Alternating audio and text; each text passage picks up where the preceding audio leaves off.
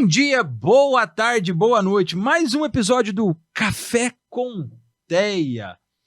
Eu costumo dizer que eu acredito que histórias mudam vidas e essas histórias aqui sendo contadas vão transformar vidas. Não só a vida das pessoas com autismo, mas também dos familiares, porque a ideia do Café com Teia é conscientização. Nós estamos no mês de abril, onde é a conscientização do autismo, do Teia, só que nós queremos reverberar isso não só para um mês em específico, e sim para todo o tempo, né? Como uma das pessoas que eu gravei aqui disse, ela falou que o Teia, ele não tem um atendimento só no mês de abril, como algumas pessoas falam, ou só tem uma determinada idade. O Teia, ele não tem cura, ele é uma condição que vai perdurar até o fim da vida de cada uma. Ela pode ter melhora, regressão, piora, enfim, de acordo com o atendimento. Mas a ideia do Café com Teia é a gente conscientizar vocês, pelo amor de Deus. Agora eu preciso falar de algumas coisas, de parceiros e eu infeliz. Clica, comenta, compartilha, manda para todo mundo. Vamos conscientizar todo mundo. Se eu acredito que histórias mudam vidas, eu preciso do seu apoio. Comentando, compartilhando e enviando esse vídeo para mais pessoas.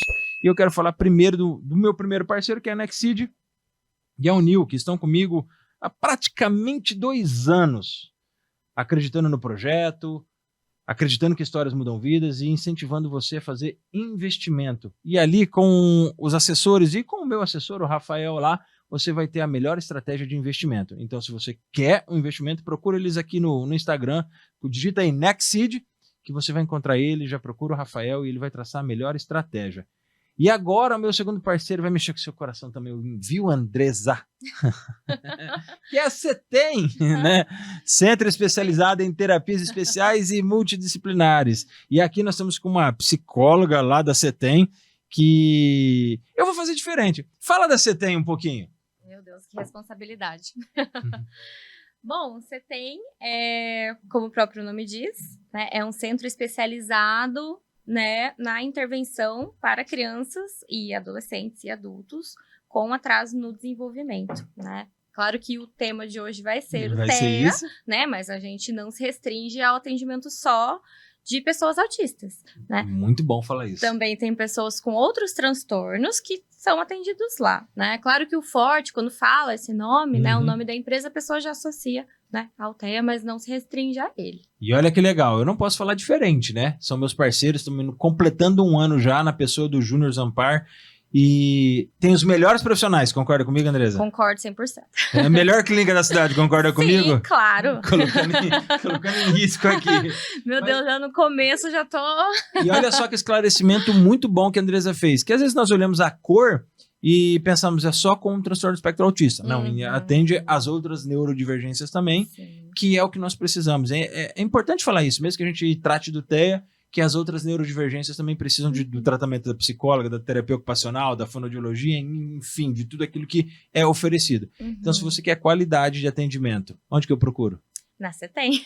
Se eu quero bom trabalho, onde que eu procuro, Andresa? Na CETEM também. Viu, gente? Então é lá que você vai procurar. Meus parceiros há praticamente 1 ano acreditando no projeto, acreditando que histórias mudam vidas e que qualidade muda a vida. Nossa, falei bastante, hein? Coloquei você em jogo, já em xeque. Já... Não, aqui é assim, aqui a gente improvisa. Minutos. 5 minutos. É pra quebrar o gelo. Andresa, obrigado por ter aceitado. Eu que agradeço o convite. A gente falar sobre esse tema tão caro para a sociedade, esse tema tão difícil às vezes de ser conversado, e a gente tem visto nas redes sociais agora muitos movimentos, muitas pessoas oportunistas, muitas pessoas que fazem aquilo que eles fariam em qualquer momento, mas tomam um corpo maior porque é o mês. Eu quero mais uma vez aqui, e eu não sei se você viu a atitude do Neymar agora no último, eu particularmente gostei. Se ele usou como marketing, como não marketing, se ele está usando para se promover com tudo que está fazendo dele, aí o problema é dele. Mas ele ter a atitude de trazer o menino para perto e fazer com que o menino se sinta bem, um TEA, fã de futebol, e que vai se sentir pelo menos naquele momento como se tivesse ganho o melhor prêmio do universo, eu tenho um respeito por isso. Eu sou um fãzaço de futebol e desculpe aí quem não gosta, eu sou Neymarzete. Ele tem que ir pra Copa, mas não é o tema. Né? Mas assim, ele tem um monte de defeito como nós temos, mas aquela atitude de abraçar e depois no final do jogo tirar foto, eu acredito que faz sentido e a gente percebe não só jogadores de futebol, mas algumas pessoas que são famosos excluindo, achando que não tem que tirar foto. E eu digo para você, é o preço da fama, meu amigo. Você quis ser famoso, então respeite as pessoas que são seus fãs e aceite eles querendo tirar foto. Ponto, falei demais.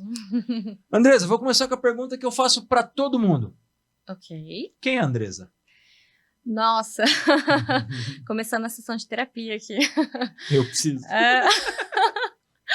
Bom, vou falar um pouquinho da Andresa profissional primeiro, né? Que eu imagino que foi por isso que eu fui chamada, né? Então, eu sou psicóloga, formada aqui pela UEL mesmo, em Londrina. Tenho mestrado em análise do comportamento. Eu não fiz, o meu tema de mestrado não foi exatamente voltado à análise de comportamento aplicada ao TEA, mas a gente tem muito da formação teórica, das bases teóricas dessa ciência, né, que ajuda na atuação.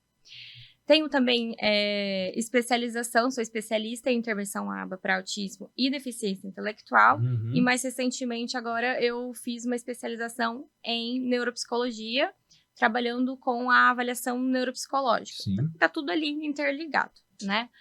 Fora isso, a Andresa é uma pessoa um pouco tímida, inclusive está se esforçando hoje aqui, se expondo. Vou tentar deixar você o mais à vontade possível. Tá tranquilo, estou super confortável, já estou tomando meu café aqui também, minha aguinha.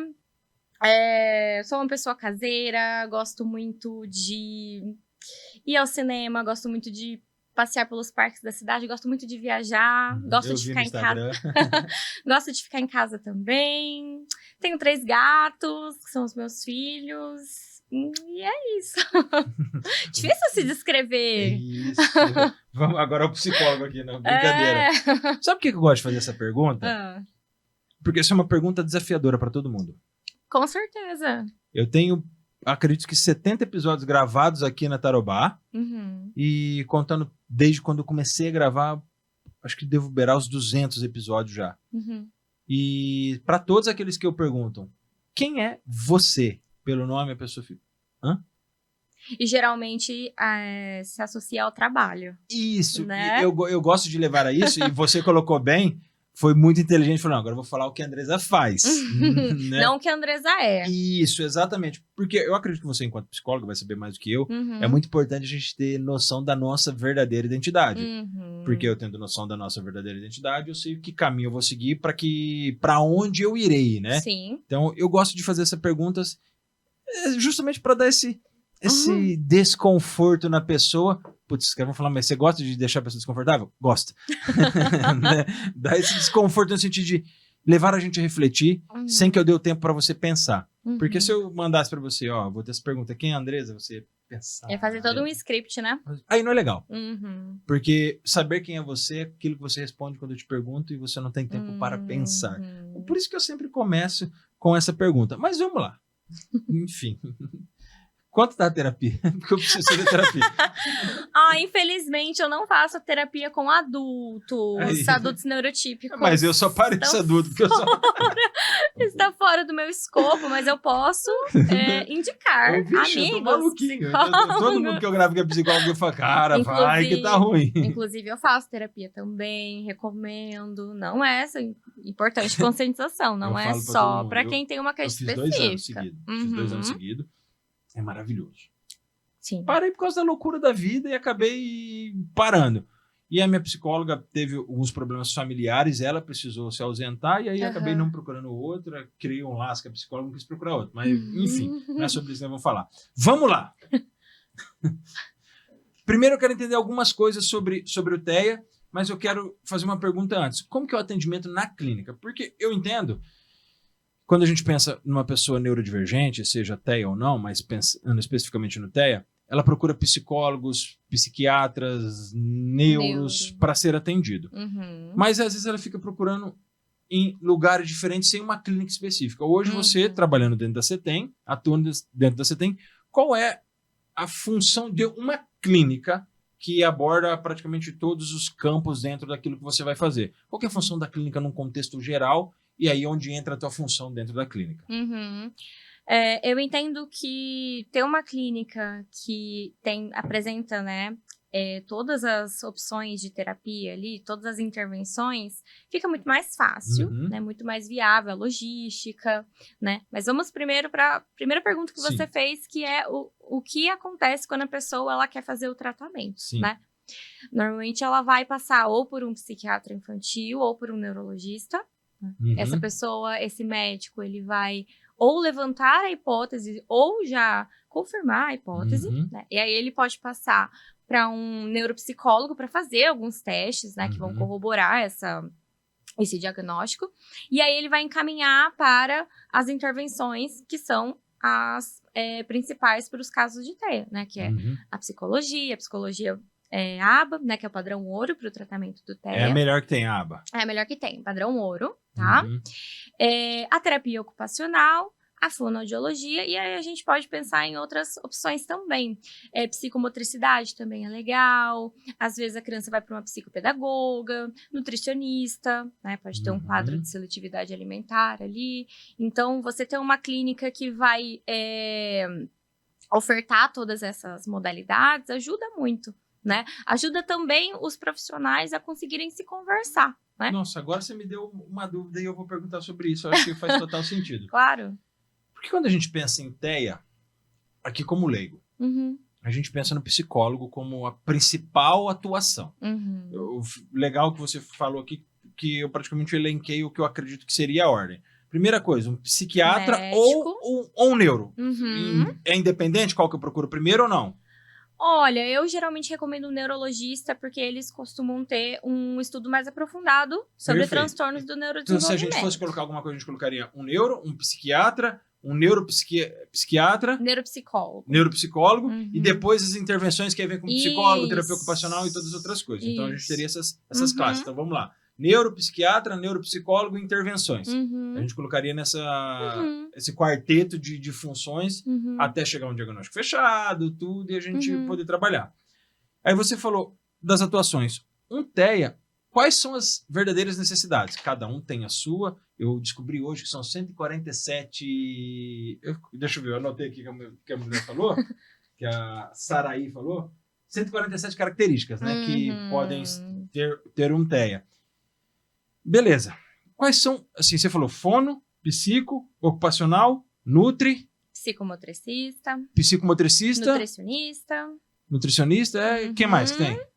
Psicopedagogo também. Vamos lá, em que momento eu sei que ele precisa disso ou daquilo, ou de todo esse 360 de atendimento? Existe o TEA que vai ter só esse atendimento, só isso, ou ele vai passar por tudo? Me explica sobre isso. Existe TEA, por exemplo, os adultos, né, que se descobrem TEA depois, né, que já passaram muito tempo da vida se adaptando, né, eles geralmente vão fazer a psicoterapia, né, e aí não vai necessitar, por exemplo, de uma fonoaudiologia, né, de um psicopedagogo, mas assim, concordo que cada pessoa, né, que está dentro do espectro, ela vai apresentar características específicas, mas a gente sabe que existem aquelas dificuldades que são gerais para todos, até que engloba os critérios diagnósticos, né, que a gente precisa de critérios para chegar no diagnóstico. Os dois critérios principais são as dificuldades persistentes na comunicação e interação social e os padrões restritos repetitivos de comportamento, de interesses e atividades. Esses são os dois principais critérios, tá dentro dos manuais aí, estatísticos de doença, tá? Então, a gente sabe que precisa trabalhar essas duas grandes áreas. Quem vai delimitar o que a criança precisa ou não, o que eu vejo da experiência clínica, né, atuando, é o neurologista, geralmente pede, tá? Ele dá uma olhada ali, porque o diagnóstico, ele é clínico, né? Ele vai conversar com os pais, por exemplo, se for uma criança, ou vai conversar com um adulto, vai entender a história de desenvolvimento dessa pessoa, né? Se já apresentava características antes, que às vezes passavam, né, desapercebidas.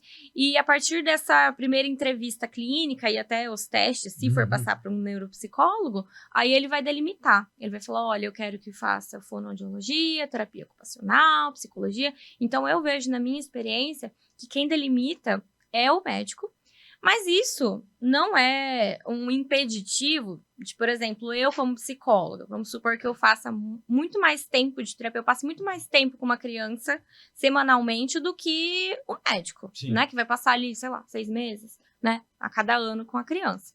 Se eu perceber outras dificuldades, nada impede que os pais vão procurar um profissional que o neuro não tenha identificado a necessidade lá no começo, né? Mas eu acho bacana porque ter as pessoas trabalhando no mesmo local ajuda muito na conversa, né? Trocar informações. Isso é legal. Uma clínica, ali na CETEM tem todas as especialidades. Ali tem o psicólogo, né? Terapeuta ocupacional e fonoaudiólogo. Uhum. Médico vocês indicam, né? Os médicos geralmente passam antes, né? Não somos nós que indicamos. Então ali fica fácil, por exemplo, para entender. Agora eu vou ao leigo aqui. Você falou que tem umas características específicas. A característica de comunicação é uma das específicas? Sim, falhas na comunicação e interação. Comunicação seria a minha fala, seria fono. Ou não? Ou não é a falha em me comunicar com o outro? A comunicação, ela pode ser verbal e não verbal.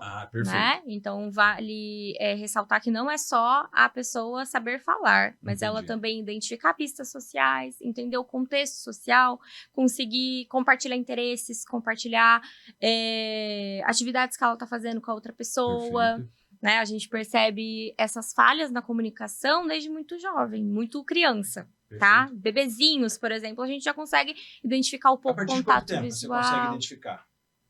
A partir de 1 ano, você já consegue perceber algumas coisas. A maioria dos médicos não fecham com essa idade, tá?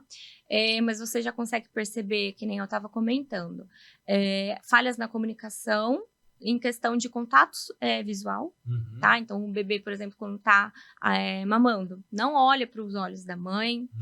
Quando você quer mostrar alguma coisa para a criança, ela não tem essa atenção compartilhada, então você vai apontar uma coisa para a criança, ela não vai acompanhar o seu direcionamento, o que você tá querendo mostrar para ela. Sabe aquela coisa de você dar um sorriso para a criança sorrir de volta? Isso também pode ter, não tá aparecendo, né? Pode também, a criança não sabe apontar, porque primeiro a criança costuma apresentar gestos, né, para se comunicar. Não verbal, né? Isso, o não verbal começa antes, né? Então ela pode não conseguir apontar, então a gente já começa a perceber aí o brincar não funcional também. Então, se você tivesse que elencar 3 características ou 4, enfim, quantas você quiser aqui, mas principais hoje para que os pais pudessem olhar. Pai, mãe, você acabou de ter seu nenenzinho, a partir do momento onde ele começa a se comunicar mais, observe esses 3 pontos, observe esses gestos, observe isso. O que você elencaria? Fala, ou por classe de prioridade, ou o que você acredita que é mais importante, eu enquanto pai, ou os pais que vão ter seus nenéns agora, observar. O contato visual é muito importante, a atenção compartilhada também. Tá? Essa atenção compartilhada, só explicando um pouquinho melhor. Isso eu ia perguntar.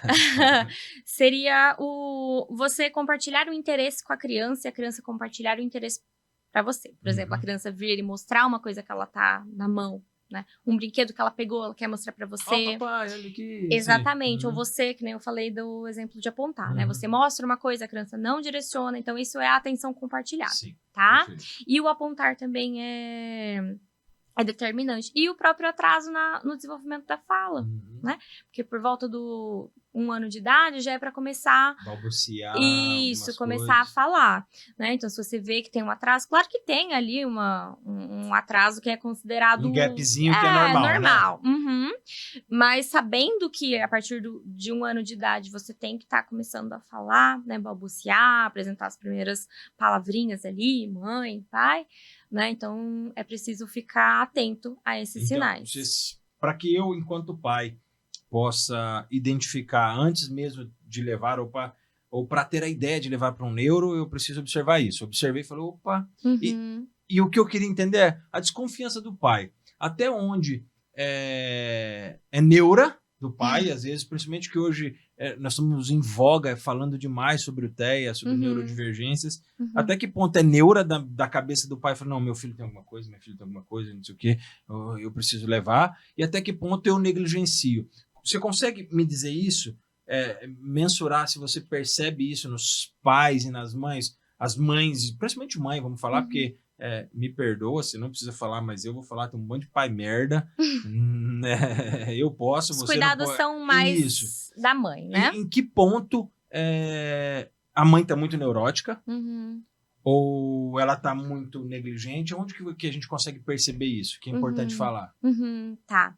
Eu acho que um critério bem interessante, muito importante para você levar em consideração, será que eu levo para uma consulta com o neurologista ou não, é o quanto aquilo está persistente e está atrapalhando o desenvolvimento da criança, tá? Porque assim, acontece muito de, às vezes, as mães relatarem episódios esporádicos de Sim. coisas que a criança está fazendo. E eu sempre pergunto com que frequência isso está acontecendo, qual que é a duração disso, há quanto tempo, né? Porque se for uma coisa esporádica, é muito difícil, né? Que aquilo configure um TEA, né? Agora, se está acontecendo todos os dias, todas as semanas, né? Já vem acontecendo há algum tempo, aí eu acho que vale a pena, sim, procurar um especialista. Né? Então, você tem que entender a intensidade e a gravidade daquilo. Por exemplo, a criança ela não consegue aprender a fazer certas habilidades porque ela fica todo o tempo se balançando. Bom, a gente percebe que isso está atrapalhando o desenvolvimento dela. E aí seria um ponto para você procurar um especialista. Isso é legal, você falou se balançando, tudo que chama os flapzinhos, né? As estereotipias. Isso, estereotipias. A minha sobrinha desde sempre fez, mas a gente não sabia. Né? Tanto é que fechou o diagnóstico dela com 11 anos. Bem tardio, né? E até que ponto, por exemplo, ela se balança assim? E depois que a gente vê, a gente percebe que é característica de vários TEAs, né? Que eles se balançam assim. E é quando ela tá muito, muito, muito eufórica, que eu acho também que é o natural de alguns. Sim. Até que ponto isso fecha um diagnóstico se eu ver a minha filha fazendo, por exemplo, ou não? Porque é a frequência, se ela faz raras vezes. E se ela faz raras vezes, será que eu não acreditar que pode ser? Eu estou negligenciando o fato de ser. E aí, enquanto psicólogo, como que a cabeça do pai fica? Porque quando eu olho hoje o TEA, tá uma bagunça, não tá? Você, enquanto psicóloga, sabe, em questão de todo mundo não é. É e não é. Então, como hoje aumentaram os diagnósticos, e tem muita gente se passando por e querendo diagnóstico de, porque é infinidade de benefícios, né? Em que momento eu, enquanto pai, posso estar errando e não levar se eu ver minha filha fazendo um balanço? Se a mãe vê uma filha fazendo as estereotipias, em que momento eu preciso desconfiar? Ela fez uma vez, fez começo do mês, aí fez no outro mês. Como que é essa questão? Para eu não errar de nenhuma das formas. Tá. As estereotipias, essa estereotipia que você está falando é uma estereotipia motora, né? Que é o de balançar. Como você disse, está correto, né? Que a criança, ou a pessoa adulta, ou adolescente, enfim, ela vai apresentar uma maior frequência e intensidade desse comportamento quando ela está sobrecarregada, estressada, até por conta da função de autorregulação, né? Esse padrão restrito e repetitivo de comportamento é um dos critérios, mas como eu havia dito, é um dos, né? Tem dois. Então, assim, claro que é um sinal de alerta muito importante, né? Pra você perceber isso, principalmente a questão da duração, frequência que isso está acontecendo, que você falou, uma vez na semana, uma vez no mês, 2 vezes no mês, 2 vezes por semana. Isso é importante de estar observando, né? Mas tem que ter os dois critérios, bater os dois critérios para fechar o diagnóstico, tá?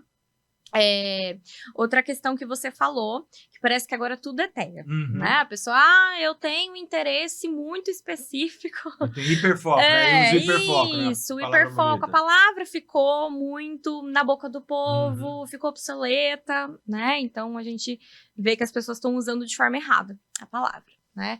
Eu acho assim...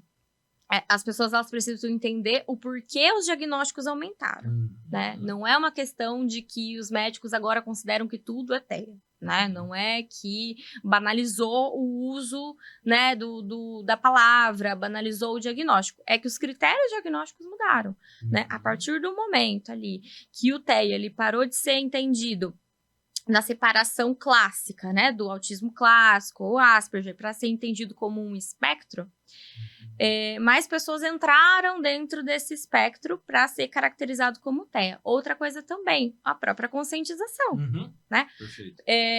Pessoas que antes eram classificadas, caracterizadas como tendo outras coisas, outras condições, agora entendidas como a síndrome de Asperger hoje, então, ela entrou pro... Ela não é mais classificada diferente. Agora ela é o que a gente chama de autismo nível 1 de suporte. Né? A mesma coisa. Que a gente não usa mais o nível leve, moderado e grave. São níveis do quanto a pessoa ela é independente, o quanto ela precisa de suporte de outras pessoas para conseguir fazer as atividades, tá? Mas o Asperger, ele não é mais considerado. Você não vai ver mais pessoas recebendo o diagnóstico de transtorno de Asperger. Isso.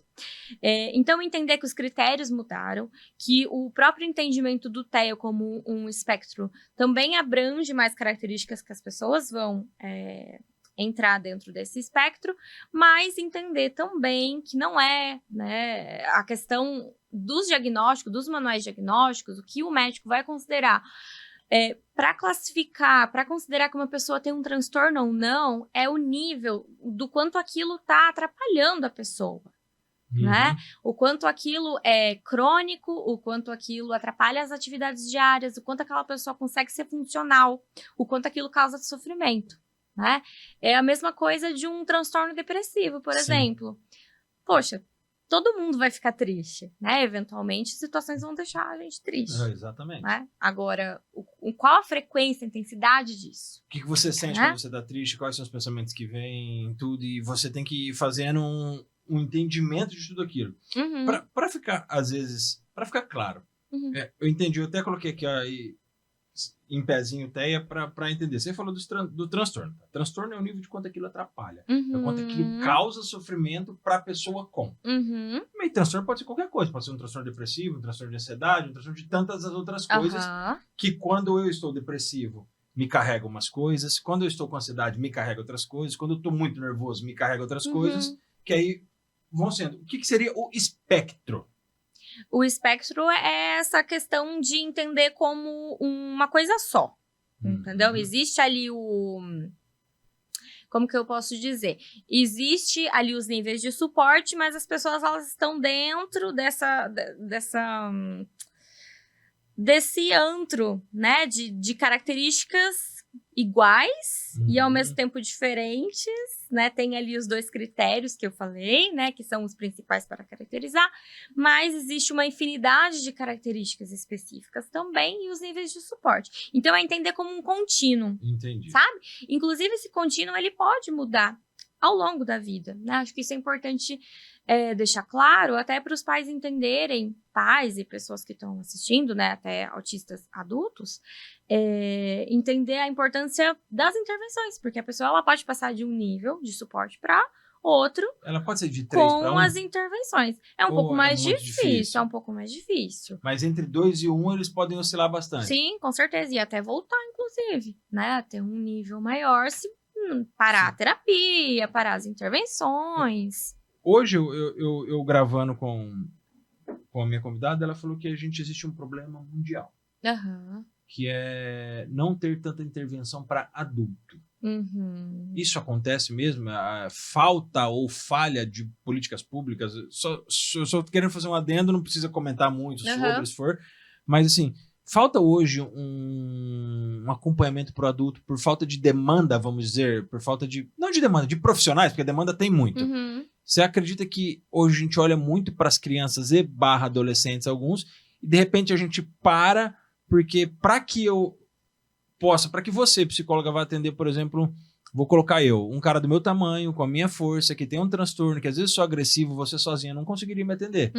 Porque eu posso entrar em crise e aí pode acontecer uma infinidade de coisas com a psicóloga, comparando força mesmo. Você acredita que para por causa disso ou porque não tem quantidade de profissional suficiente para dar atendimento para pessoas talvez no meu porte ou no porte de adolescentes de 19 anos para que eles possam continuar atendimento? Acontece isso? Eu acredito que são vários fatores que influenciam. Um deles é a questão de que várias pessoas estão se descobrindo autistas na idade adulta, né? Inclusive pais de crianças que estão em atendimento descobrem que Conforme também vai atendendo o filho... começa a perceber, na minha época a gente não chamava disso, né? Chamava de outra coisa, não procurava. Folgado, tá no tempo dele. Ele é lento mesmo, um lardinho, né? Então as pessoas, elas... Eu zoava tanta gente. Então as pessoas estão se descobrindo autistas depois que já cresceram, né? Então, acontece, esse é um dos fatores. Acredito que o outro fator é porque muitas das metodologias, muitas das intervenções que nós temos hoje, elas são muito voltadas para o manejo em crianças. Entendi. Né? Na própria formação, quando você vai procurar cursos sobre análise de comportamento aplicada à UTEA, né? Os próprios estudos, quando são feitos, né, com humanos, geralmente são voltados a crianças, então a gente tem todo um foco, e eu até entendo o foco, porque a gente entende agora... Da base, né? Sim, intervenção precoce, né? Esse é o lema principal pro ABA, né? Intervenção precoce. Então, eu entendo o foco em crianças. Mas a gente também tem que entender que a pessoa, ela nasce autista e ela vai morrer autista, né? Porque é um transtorno, é uma doença que vai sarar. Condição, né? É uma condição diferente, né? Então, essa pessoa, ela vai passar ali pela intervenção quando ela é criança, mas ela vai continuar crescendo. Né? Vai virar adolescente, adulto, e aí as demandas mudam muito. E o que eu vejo é que os adultos, eles costumam ir para terapia analítico-comportamental convencional. Entendi. Aquela de 1 hora semanal. Você senta na frente do psicólogo e conversa.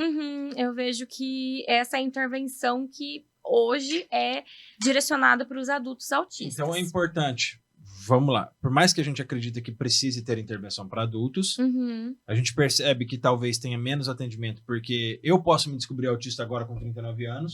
Sim. Então eu nunca fiz nenhuma intervenção e achar uma intervenção agora seria mais difícil. Então o que eu faria era procurar uma psicóloga, uma terapia, e ela falou, me descobri autista e eu percebi que isso. Enfim, seria isso. Mas se a gente tem que é a política do ABA, né? Intervenção precoce, o quanto antes, né? Melhor. O quanto antes, melhor. O quanto antes a gente atender, nós vamos dar uma possibilidade de futuro melhor, até 12, até que idade vai? Depende, tem para adolescente também. Então, se a gente, vamos chegar até os 16 anos, só para talvez fechar meu raciocínio. Então, se eu consigo atender essa criança no melhor dos mundos, que ela vai 2 a 3 vezes por semana, ser atendida até os 16 anos dela. Eu consigo treiná-la. Eu tenho, acho que é o Dr. Tiago que fala, um doutor que eu acompanho, se você acompanha também, que ele tem 3 filhos com o TEA, e ele fala que o TEA ele é treinável. Então, a gente precisa treinar eles para que eles vão entendendo que aquele momento que ele está passando, ele consegue regular de algumas formas. Você acredita que se eu treino essa pessoa até os seus 16 anos, ela se torna um adulto melhor? Talvez eu possa mudar a intervenção, ir para um psicólogo como a gente vai normal, terapia normal?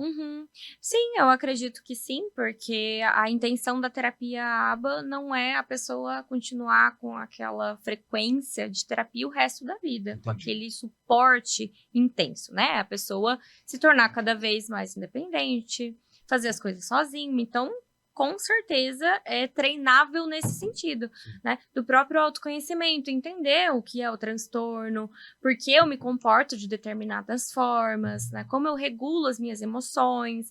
Então, tudo isso ajuda a pessoa a chegar na fase adulta muito mais independente, muito mais funcional. E aí vai funcionar muito melhor uma terapia ali, que a gente chama de terapia convencional, né? De 1 hora semanal. Então, dá sim. Então, justamente para isso, eu pegar e estimular a pessoa com autismo a perceber como que seriam as suas autorregulações.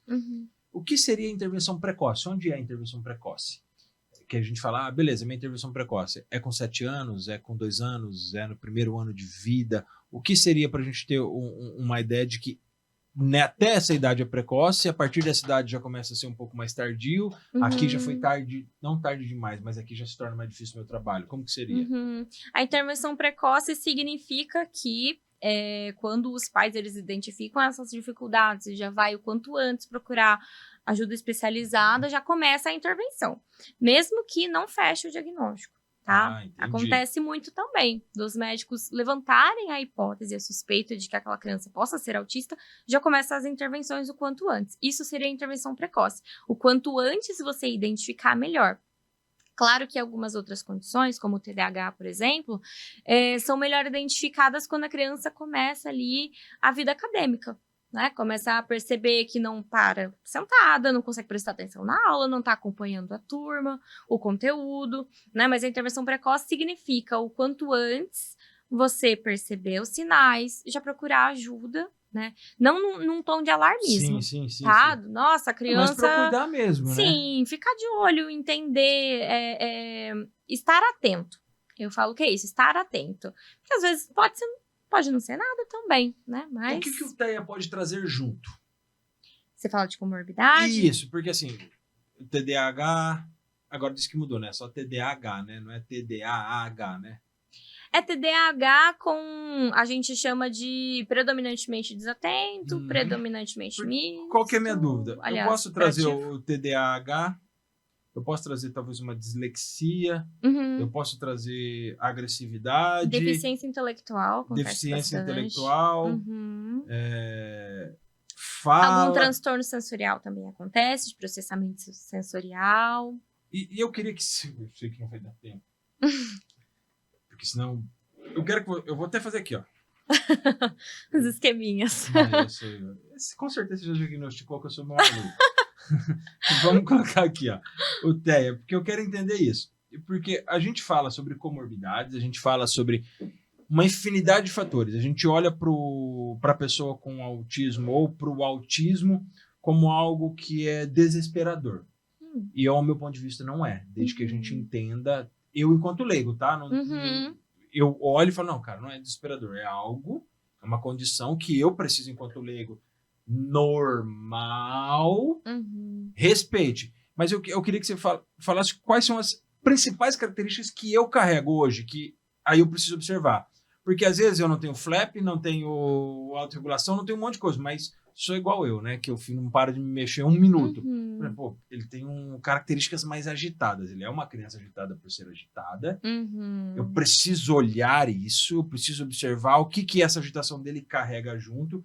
Porque vamos colocar o TEA como título, né, da sua tese de mestrado, aí vem o subtítulo, aí vem os tópicos, aí vem 1.1, 1.1. Então, quais são os capítulos, vamos dizer assim, que o TEA traz junto? Tá. Uma coisa importante que você falou é estar atento às comorbidades. Tá? Tem uma ideia muito disseminada em filmes, séries, que é o autista com inteligências extraordinárias e habilidades extraordinárias. Tá? Não sou esse tipo de autista que eu for. A quantidade de pessoas que tem esse, a gente chama de savantismo, né, é muito pequeno. Tá? O que é mais comum acontecer são esses outros transtornos que a gente já foi comentando. O TDAH, né, que você falou que tem o tipo predominantemente desatento, predominantemente hiperativo ou misto, né? A deficiência intelectual, os transtornos sensoriais, até se a pessoa ela pode acontecer de ter um transtorno de ansiedade, um transtorno depressivo, esses são os mais comuns, tá? Então, é sempre estar atento a essas comorbidades que podem aparecer junto ao TEA. Tá?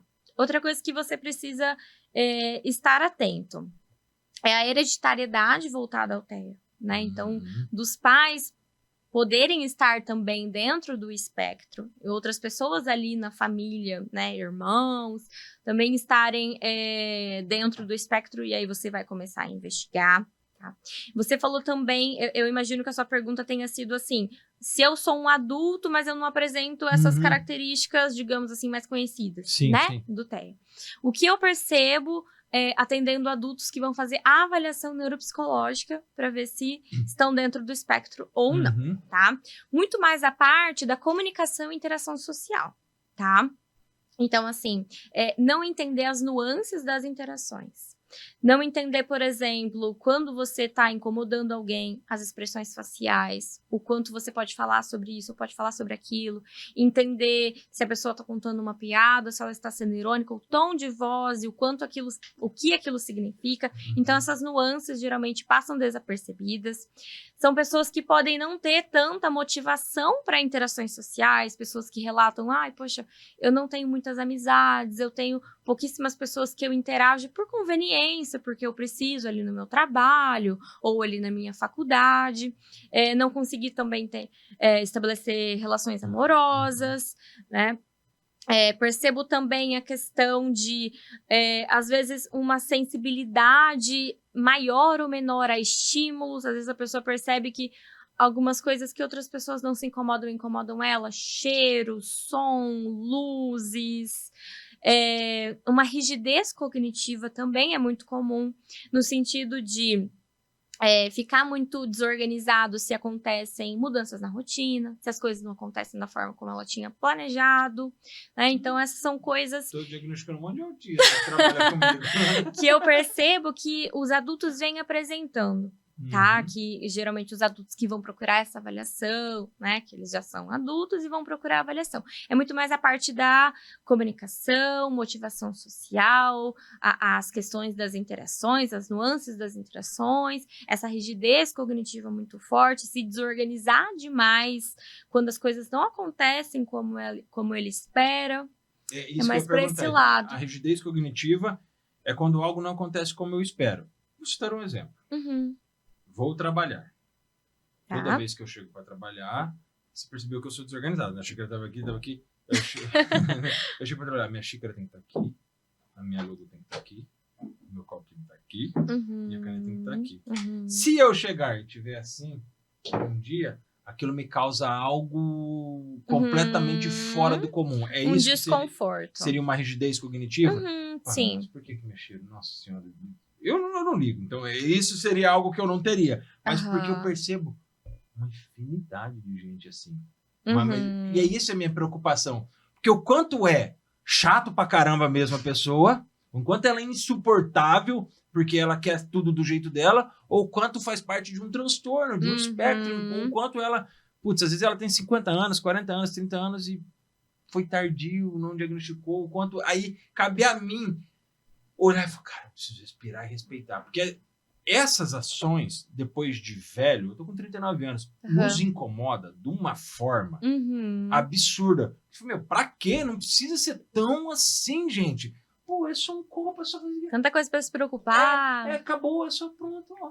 Tá no lugar de novo. E o quanto aí eu quero falar que você me ajuda enquanto um típico, né? O quanto eu preciso observar, falar, cara, talvez ele seja, então cabe a mim respirar, observar, começar a observar mais ele para que eu possa dar um suporte para ele mesmo sem ser psicólogo. O quanto eu preciso observar isso? A diferença está na flexibilidade, né? É a mesma questão dos interesses restritos, né? Todo mundo tem interesses específicos em coisas específicas. Sim. Cada um vai se interessar por uma coisa. A questão é a flexibilidade. Por exemplo, você preferir que as coisas estejam organizadas dessa forma, mas se elas não estiverem, não tem. Isso não vai te desorganizar, não vai te gerar sofrimento intenso, né? No caso da pessoa que ela é autista, isso gera um sofrimento muito acima, né, do que uma pessoa neurotípica sofreria. E isso pode gerar prejuízos, por exemplo... eu faço sempre uma mesma rota, vamos supor, eu vou para o meu trabalho e eu sei qual rota é melhor por questão de trânsito. Meu Deus, me perdoa, você tá descrevendo o cara que eu conheço. Ai, meu Deus, não cite nomes. Então, por exemplo, eu sei que tem uma rota melhor por questão de trânsito, horário, mas se acontecer um imprevisto, um acidente, uma blitz... Eu troco a rota tranquilamente. Eu troco e está tudo bem, eu sigo fazendo as coisas que eu preciso fazer. A questão é que a pessoa que está dentro do espectro, ela pode se desorganizar de uma forma que aquilo vai atrapalhar todas as outras coisas. Ela pode não conseguir ir para o trabalho, ela pode começar a faltar a escola, faltar as terapias. Então, o sofrimento é muito mais intenso, não é tão racional quanto uma pessoa que a gente classificaria como chata. Ela é chata porque ela é metódica, ela prefere as coisas dessa forma. Mas se não for assim, ela tem uma flexibilidade, que a gente chama de flexibilidade cognitiva, de aceitar as coisas de outra forma. Entendeu? Putz, Andresa, você descreveu 2 pessoas. Uma eu vou citar o nome. Tá. Uma eu vou citar, ele não vai assistir mesmo, meu sogro. Ah. Ele é exatamente assim. Uhum. Mudou a rota dele, acabou o mundo. Uhum. Hoje meu sogro tem 75 anos, então a gente já...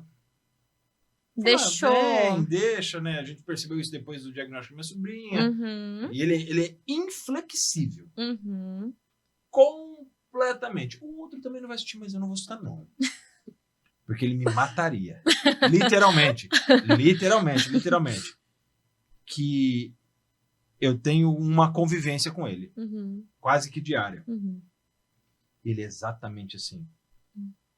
Tudo que sai do que ele planejou causa um estresse absurdo que ele vem descarregando o estresse na gente. Uhum. Todo mundo que está perto dele, ele começa... E aquilo vai nos estressando. E em alguns momentos, eu e as outras pessoas que têm o convívio quase diário com essa pessoa, acaba exagerando no tratamento, mesmo sabendo que isso faz parte de alguma coisa. Alguns estudam também, entendem tudo. De tanto que ele nos incomoda quando algo sai daquilo que ele planejou. Ele chega para fazer algo, tem que ser assim. Se ele vai fazer uma rota para algum lugar, tem que ser exatamente como. Se tem um acidente na rota, ele fica putaço. E enquanto eu, às vezes, tô lá, ele tá conversando, ai, cara, ferrou, bom acidente. Já troca a rota, eu espero, já acabou com o meu dia mesmo, então eu não posso fazer nada quanto a isso. E quando você começa a falar isso, eu começo a perceber que eu conheço uma infinidade de pessoas que talvez não fechem o diagnóstico, mas que tem esses espectros que eles são assim, coisas absurdas. Eu sou um cara que eu sou tipo que o Cortella fala. Eu adoro uma casa com vida, bagunçada. Eu amo uma casa com vida. Ainda mais com a minha menina, deixa eu jogar as coisas. Aí depois chega a minha esposa do serviço limpando tudo. E eu não posso deixar vocês dois sozinhos. Não pode. Não pode largar nós dois que nós fazendo bagunça.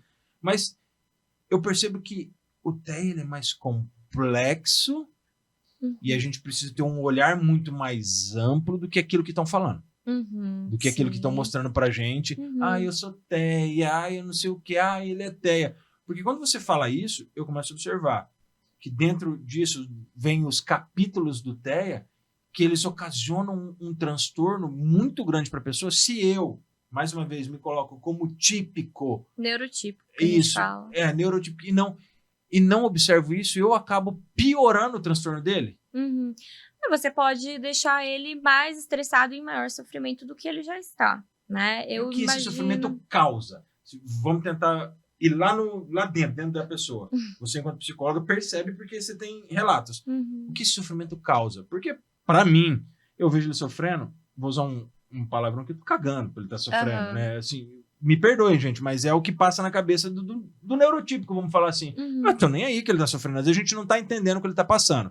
Eu tô perguntando isso porque, por mais que eu tenha um pequeno entendimento, eu queria entender como eu posso agir com pessoas que estão tendo esse sofrimento para que eu possa... Peraí, eu preciso aqui... Como eu posso intervir? Como eu posso falar? Porque eu sei que eles são muito literais. Aí se eu falar alguma coisa, eu causo um problema ainda maior do que eu já estou causando. Como que eu posso agir? Me ajuda, por favor. Tá. Eu acho que é muito complexo a questão do espectro, só explicando que tem muitas pessoas, você tá falando, eu conheço uma pessoa assim, mas uma pessoa, eu uma pessoa que apresenta características, mas que não fecha diagnóstico. Sim. Uma coisa que eu sempre recomendo se você tem queixas, que você tem questões, dificuldades, que está prejudicando a sua vida de alguma forma, procure terapia, né? Procure uma intervenção, mesmo que você não feche o diagnóstico, né? Mesmo que você não vá ter esse rótulo, né, de autista, vá procurar, faça a sua terapia, faça a sua intervenção, independente de estar dentro do espectro ou não, que eu vejo que muita gente até apresenta algumas características, mas não todas para fechar o diagnóstico, né? O que a gente precisa entender é que esse sofrimento, ele vem muito mais da pessoa, às vezes, pensar que é besteira, pensar que é frescura, né? Não entender que aquilo causa um sofrimento real. Então, o que eu recomendo, claro que você, como um leigo, não vai ter o trabalho de um psicólogo, né?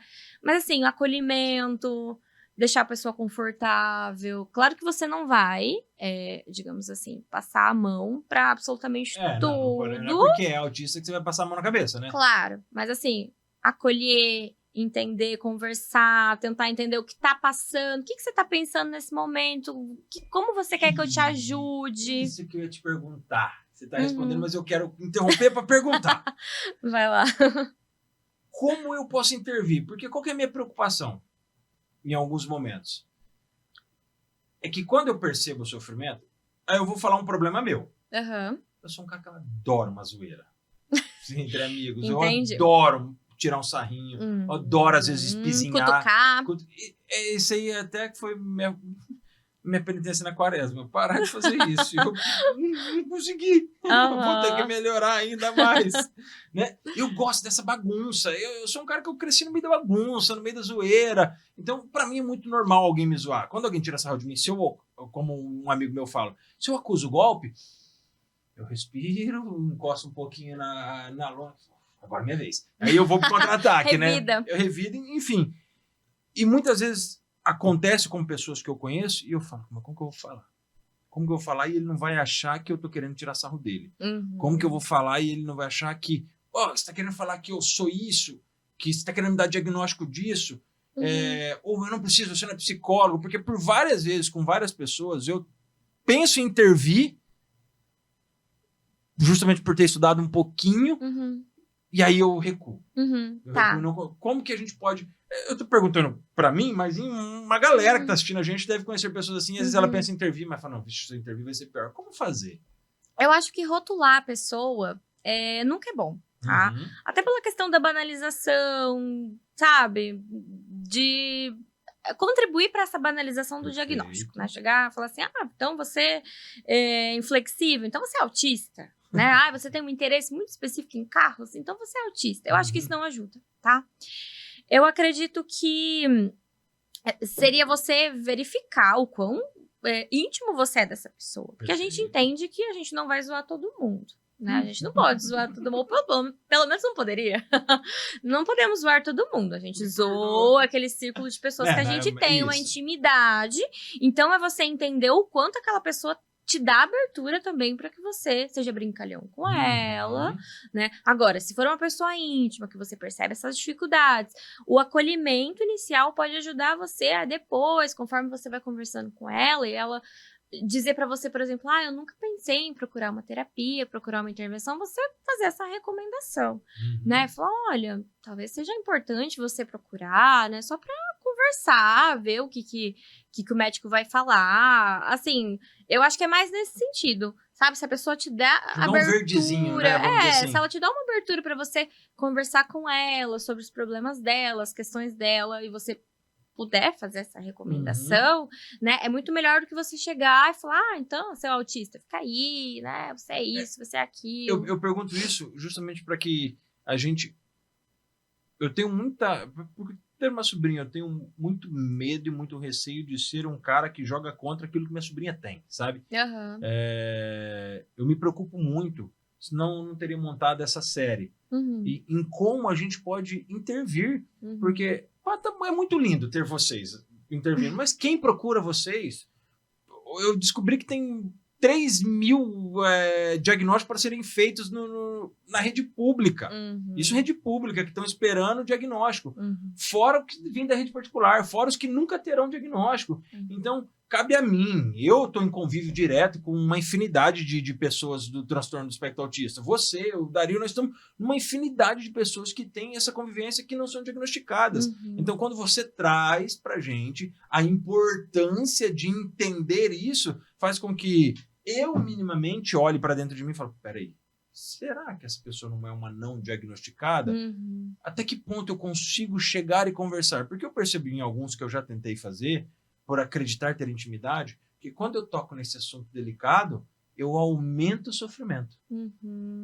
Às vezes uma coisa que a pessoa nunca tinha pensado... Isso, porque ela fala, não, eu sou autista? Como assim? Alugou um triplex na cabeça. Isso, exatamente. Que soa pior do que quando se eu estivesse zoando ela. Eu já tentei conversar com algumas pessoas. Você parou para pensar que você precisa de uma terapia? terapia.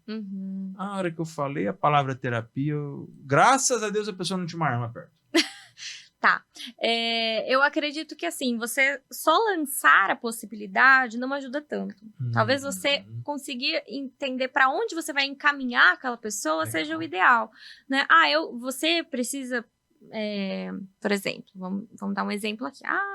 Eu vejo você e falo, olha, talvez seja importante, já que você está me relatando que você tem essas dificuldades, está te causando sofrimento, talvez procurar um psicólogo. Eu conheço uma pessoa assim, uma pessoa que é especializada nisso, naquilo, posso te passar o contato. Isso é muito melhor, muito mais, né? Vai ser muito mais benéfico do que você só lançar você vai procurar a terapia, possibilidade, né? Isso é um ponto. O outro ponto que você falou, como vou intervir com a minha sobrinha, como que os pais vão intervir, é muita informação. Eu acredito que a conscientização é o primeiro passo, você entender sobre o TEA, né? Entender o que é esse transtorno ajuda muito. E o ideal é sempre os pais procurarem os profissionais que estão atendendo aquela criança e conversar. Porque eu percebo muitas vezes que os pais têm medo de conversar, né? Às vezes fica naquela rotina de vou levar e parece que magicamente dentro daquele consultório, naquelas 2 horas que a criança tá ali, ela vai desenvolver todas as habilidades que ela precisa e generalizar e vai voltar uma criança completamente modificada, né? Então, o ideal é, se o profissional não tá indo atrás dos pais, fazer orientação de pais, que é o ideal, os pais têm que ir para esse profissional, conversar com esse profissional e perguntar, então, como que eu posso ajudar? Né? Porque é função dos pais. Os pais, eles não estão ali só para receber informação, eles têm que intervir também, até para que essas habilidades se generalizem para todos os contextos. A escola também é importante, tá? Então... vou tentando ser polêmico. Lá vem. Não, porque... eu gravei. Você é a quarta pessoa. Tá. Eu não lembro, mas enfim. Que traz o mesmo problema. O ponto da orientação de pais? Isso. Porque, assim, vamos lá. A gente sabe que existe um sofrimento para os pais e ponto... com certeza. Muito grande. Que não é observado, que foi o que na gravação hoje, falando com a Saraí da Otimizar, ela tocou muito nesse ponto, sobre a gente tem que olhar para os pais. Bom, beleza? Beleza. Só que a gente percebe que, vamos lá, ali dentro da CETEM, tem o pai que leva 1 vez por semana, tem o pai que leva 2 vezes, tem o pai que leva 5 vezes, e aí é por condições, cada um tem uma condição e entende quantas vezes pode levar. A gente sabe que gera um custo. Tem muitos impeditivos. Tem muitos impeditivos. Ponto. E não é isso que nós vamos questionar. Se você pode 1 vez por semana, meia hora, leve 1 vez por semana, meia hora. Eu sei que não é só meia hora um atendimento, mas. Sim. Mais leve, pelo menos o que pra puder ter. fazer, né? Só que aí eu, enquanto pai, eu sou pai de uma menina de 3 anos. Eu tenho que chegar em casa e, beleza, eu sei que eu tenho a minha menina aparentemente não é e nunca demonstrou nada, mas eu tenho lá um neurodivergente em casa. Tá, a psicóloga falou que hoje trabalhou a parte sensorial. Beleza, eu não sei se é assim, tá? Eu posso estar muito errado no que eu tô falando, mas eu tô aqui hipoteticamente falando e quero depois você me corrija. Pai, mãe, hoje nós trabalhamos a parte sensorial, ele tinha aquela dificuldadezinha de pisar na grama, e foi lá, colocou o pezinho na grama, teve certa repulsa, tudo, mas nós trabalhamos isso, nós explicamos isso. O pai, ele recebe um relatório da terapia, né? Ele sabe o que está sendo feito, né? Feedback. Isso, então, eu sei o que está sendo feito. Eu, enquanto pai, talvez naquele dia não dá para eu fazer, porque chego 6:30 da tarde em casa, e aí eu preciso fazer janta, eu preciso dar banho, eu preciso preparar para ir para a escola no outro dia, enfim, tem tudo isso, as demandas da casa, que muitas vezes as pessoas não vêm falar, mas por que ele não faz? Vai lá viver a vida dele, você vai saber porque ele não faz. Todo mundo tem uma rotina, né? Mas dentro daquilo que o pai tira, a mãe tira de tempo pro filho, que é a sua obrigação, pai, tirar seu tempo pro filho. Se você não tira e fala que a sua função é pôr dinheiro, vai te catar que você não tá fazendo porcaria nenhuma. Pronto, falei. Né? Mas como eu, enquanto pai, devo agir? Porque eu sou leigo, eu sou um cara sem estudo, eu sou um cara que... Eu sou administrador, então eu não sou psicólogo para fazer isso. É sua função, por isso eu te pago. Né? Então, como que eu consigo atuar? Como eu consigo, de forma leve, trazer para a rotina da família a intervenção? Tá. Consegui fazer entender? Sim. Com a orientação de pais mesmo. tá? Entendo que não vai ser, a intervenção não necessariamente ela vai ser da mesma forma na terapia, em casa, porque a terapia é um contexto muito mais controlado, Mais focado, com menos né? estímulos, menos distratores, menos coisa acontecendo ao mesmo tempo, né? Então a gente trabalha de uma forma e é papel do profissional que atende essas crianças de passar para os pais como aquilo vai ser trabalhado em casa, de forma Entendi. adaptada. Orientação. Entendo que todo mundo tem rotina, todo mundo tem os seus compromissos, não vai ser todos os dias que você vai estar disposto, engajado para trabalhar aquilo com a criança, né? Mas é importante pelo menos você tentar fazer aquilo em casa, exatamente pela generalização das habilidades, porque uma coisa que eu observo também, às vezes a criança, ela eu vou relatar alguma coisa para os pais. A criança está fazendo isso na terapia. Poxa, em casa ela não faz. Poxa, na escola ela não faz. Então, a gente precisa trabalhar essa questão de como essa habilidade pode ser passada, começa a apresentar nos outros contextos. Então, o mundo ideal seria pais, escola, terapia, todo mundo trabalhando junto, conversando, falando da mesma língua, para conseguir intervir para aquela criança conseguir apresentar todas as habilidades em todos os contextos que ela precisa, tá? Então, é com orientação mesmo. Não adianta você...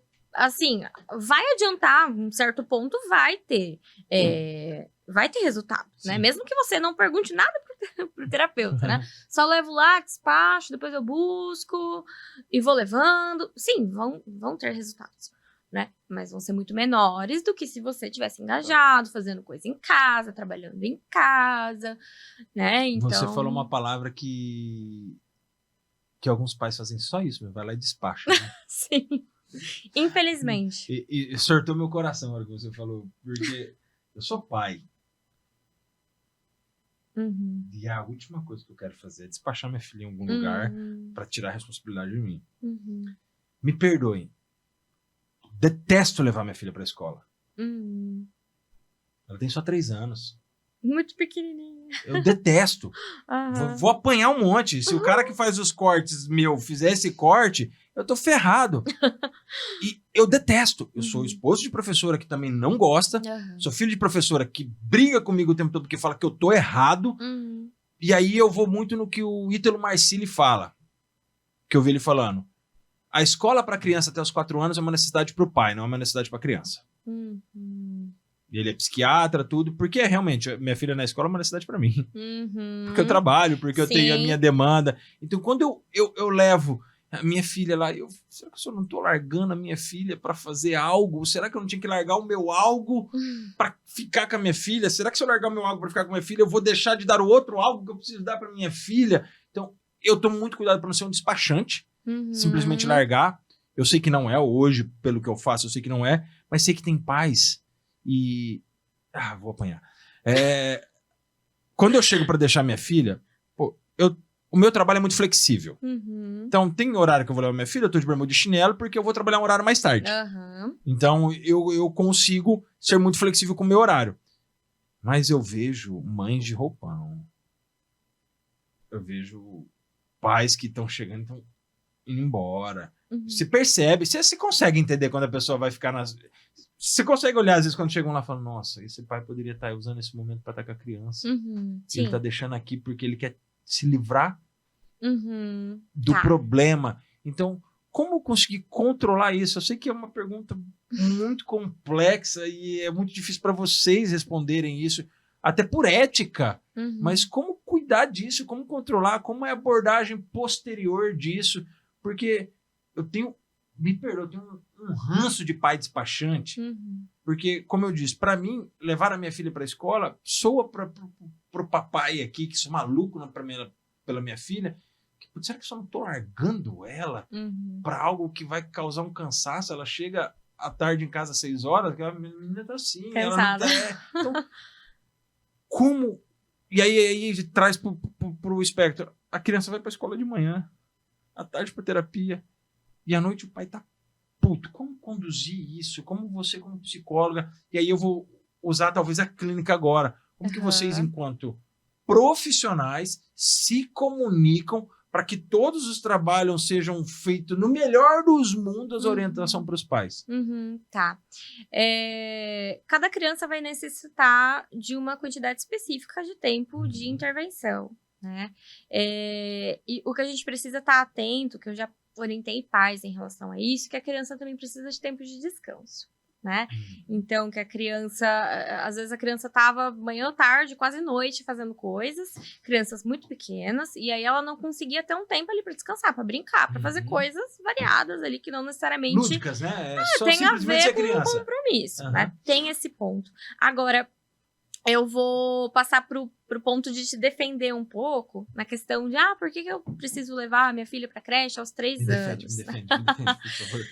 Eu acho que é importante estar ciente que essa interação inicial que a criança vai ter com outras crianças na primeira fase da vida dela é muito importante. Tá? Essa interação, essa comunicação. É muito comum também a própria escola perceber traços, agora voltando para o TEA, traços antes até dos pais. Porque às vezes a escola passa mais tempo ali do dia com a criança até do que os pais. Não tô dizendo que isso é certo ou errado, tá? Mas muitas vezes acontece. Então, a escola vai dar esse primeiro chamado para os pais e falar, olha, eu tô vendo isso aqui, eu acho que é importante você procurar ajuda especializada, ou pelo menos observar, né, como que é na sua casa, investigar. Isso acontece muito. E a questão da criança interagir, ter esse contato com outras crianças, começar a aprender as questões sociais mesmo, regras sociais básicas ali, né, de infância, é muito importante. Na criança que não tem contato com outras crianças, a gente percebe claramente as diferenças, até de questão de não conseguir lidar com as demandas sociais mesmo. Então, tem esse outro lado te defendendo agora, né, da necessidade de ter esse contato quanto antes, com crianças da mesma idade, para ir entendendo ali, modelando, modulando os comportamentos, as regras. O que eu percebo, assim, eu tenho essas discussões direto, porque, assim, no melhor dos mundos, a minha filha iria para a escola só quando o governo me obriga, com 4 anos. E eu faria de outra forma a maneira dela interagir com crianças, colocando numa natação, colocando em algo mais lúdico, colocando... Porque, assim, para mim a escola hoje... Gente, me perdoa, não sou um contrário à escola, porque eu sou filho de professora, sou casado com professora, primo, sobrinho, enfim, a família é. Eu fui durante um tempo. Então, meu questionamento é, eu realmente necessito deixar a minha filha na escola? É uma questão muito pessoal. Esse é o meu questionamento. Por isso que eu falo, eu detesto, mas, gente, aí é de cada um. Isso é uma visão minha sobre alguns estudos que eu vi e é aquilo que eu acredito. Aí é a minha posição. Não existe o certo e o errado até o momento. É aquilo que eu acredito. Eu levaria para outros momentos de convivência. Só que hoje, enquanto necessitando, eu não vou deixar minha filha com minha mãe e meu pai criando. Até porque eles não vão conseguir. Porque quando minha filha precisa ficar com a minha mãe fala, pelo amor de Deus, eu não faço nada em casa. Que minha filha vai fazer 25. Demanda muito, né? Demanda muito. Aí eu, quando eu tô com a minha filha sozinha em casa, não faço nada. Malemar consigo fazer um almoço, uma coisa, porque ela precisa da gente. Então, eu fico muito nessa balança. Até quanto meu pensamento é correto, ou ele não é errado nem certo, ele é uma parte de um contexto que eu acredito, né? Então, eu fico muito nisso. Aí eu trago para maiores dificuldades. O quanto eu, sozinho, com a minha filha, entenderia um possível TEA, um possível transtorno, e até quando um professor que está lá dentro, que supostamente tem a formação sobre, me traria dificuldades. Então, eu vivo muito nesse dilema. Nesse dilema, onde é certo, onde é errado, é certo, não é certo, ou eu estou num limbo, numa linha muito tênue sobre aquilo que eu acredito. E aí, esse é o meu questionamento. Não é sobre certo ou errado, é sobre como eu poderia proceder de forma melhor para melhorar o contexto geral. Então, eu acredito que é muito isso. E é onde eu acho que um pai como eu, por exemplo, traria dificuldades para você. Né? Então, eu chegaria e falaria, Andrés, e aí? Qual é a da minha filha? Porque eu procuro ser muito direto. Eu tento ser mais calmo. Minha esposa me segura. Existem algumas coisas que acontecem na escola que eu não quero. Algumas músicas que eu não quero que ensine para minha filha. E estão ensinando. E eu já falei umas 2, 3 vezes, eu vou na escola falar. A minha esposa, ela estuda no colégio público, você quer que fala só o que você quer, põe na outra escola. E que minha esposa é professora de colégio público, né? Sim, ela entende as limitações então, também, né? Como que a escola pode ajudar ou atrapalhar? Daí eu fiz tudo firula para fazer essa pergunta. Né? Tá. Porque assim, nós não temos profissionais capacitados na escola. E não é por culpa deles. É porque a nossa formação é falha. Não, e alguns são incompetentes mesmo. Aí cada um com o seu critério de buscar conhecimento ou não. Né? Como que a escola ajuda ou atrapalha? Como que no melhor dos mundos você fala comunicação, clínica, psicólogo, fono, médico, escola 360. Como que mesmo sendo ruim eu posso tornar bom? Tá.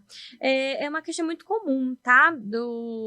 Dos pais das crianças, de que a escola não está fornecendo, por exemplo, um apoio individualizado, um professor especializado ali para ajudar. Algumas escolas têm, outras escolas não têm. Então, na melhor das hipóteses, o que os pais precisam verificar é o quanto aquela escola está proposta, né? Ela está disposta a ter um professor que tem essa formação. Esse é o principal ponto. Porque eu vejo que varia muito de escola para escola. Mas muito, eu não vou citar nomes aqui de escola, tá? Mas até em questão de ensino público e privado também, tá? Então tem escola que é excelente nessa questão de inclusão, tem escola que horrível, assim, não fazem nada, adaptação então, zero. A gente sabe que no mundo ideal teria ali o professor de apoio para cada criança, adaptando tudo o material, né? Mas essa não é a realidade. Então, os pais, eles precisam estar atentos quando eles forem matricular, por exemplo, escolher qual escola, né, que eu vou colocar meu filho. Se a criança ela tem uma condição que precisa de um suporte maior, um cuidado maior, precisa verificar o que eles dispõem ali, né, de apoio para aquela criança, tá? A questão dos pais, eu não sei o quanto eu tô priorizando a minha rotina, o quanto eu tô priorizando a rotina da criança, o quanto eu tô ajudando ela a se desenvolver. Eu entendo que essas questões, elas vão aparecer qualquer idade que for, né? Quando o filho é pequeno, quando o filho for adolescente, quando for adulto. O que é importante é você ter essa consciência, né? Tentar equilibrar ali os pratinhos, às vezes entender que você vai priorizar uma coisa, depois você vai priorizar outra. Se você tiver na dúvida, converse com os profissionais que estão atendendo o seu filho, né? O professor, o psicólogo, quem também tem acesso a essa criança, né? Para te ajudar ali a tomar algumas decisões. Porque, que nem você falou, algumas pessoas, elas têm uma rotina mais flexível, elas podem colocar a criança em várias atividades que vai estimular infinitas habilidades, né? Coordenação, interação social, enfim, a parte artística. E tem pessoas que precisam colocar na escola porque elas não têm com quem deixar. É impossível, né?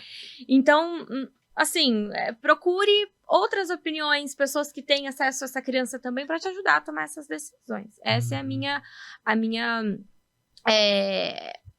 orientação, tá? Porque é um grande depende.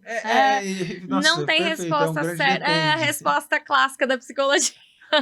Todas as perguntas podem ser... Depende, né? Depende muito da pessoa. Eu tenho essa minha psicóloga, a primeira vez que eu fui, eu queria matar ela. Depende o caramba, eu quero a resposta. Eu quero a resposta, quero que você valide tudo, me fale o que fazer. Exatamente. Sim, mas o processo depende de cada caso. Assim como o TEA, mesmo que tenha os critérios, as dificuldades que são comuns em todos, né? Todas essas questões que categorizam, de certa forma, né, o espectro, cada pessoa, cada criança que chega, ela vai ser atendida, as demandas vão ser diferentes. Você me levantou um questionamento que eu vou fazer para você. Tá.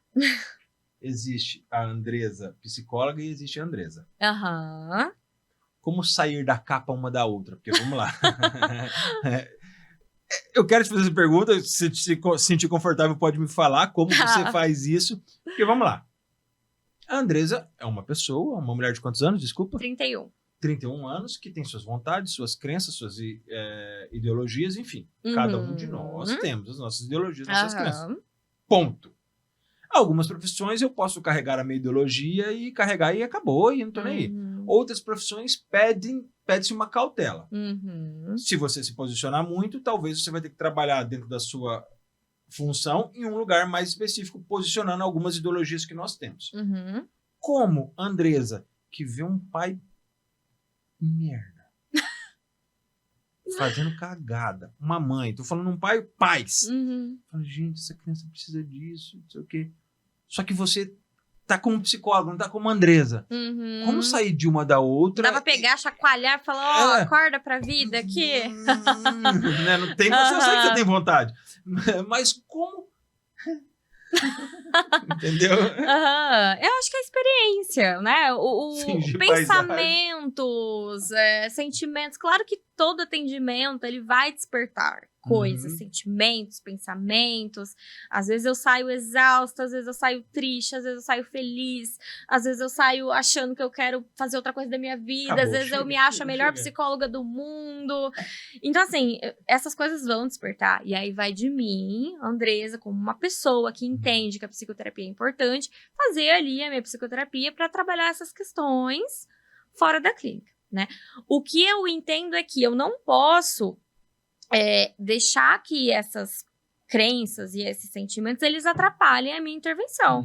Entendendo que existe uma intervenção que hoje, ela é padrão ouro, que é a análise do comportamento aplicada, que ela tem ali as formas de serem trabalhadas. Ah, mas eu acredito que seria melhor dessa forma.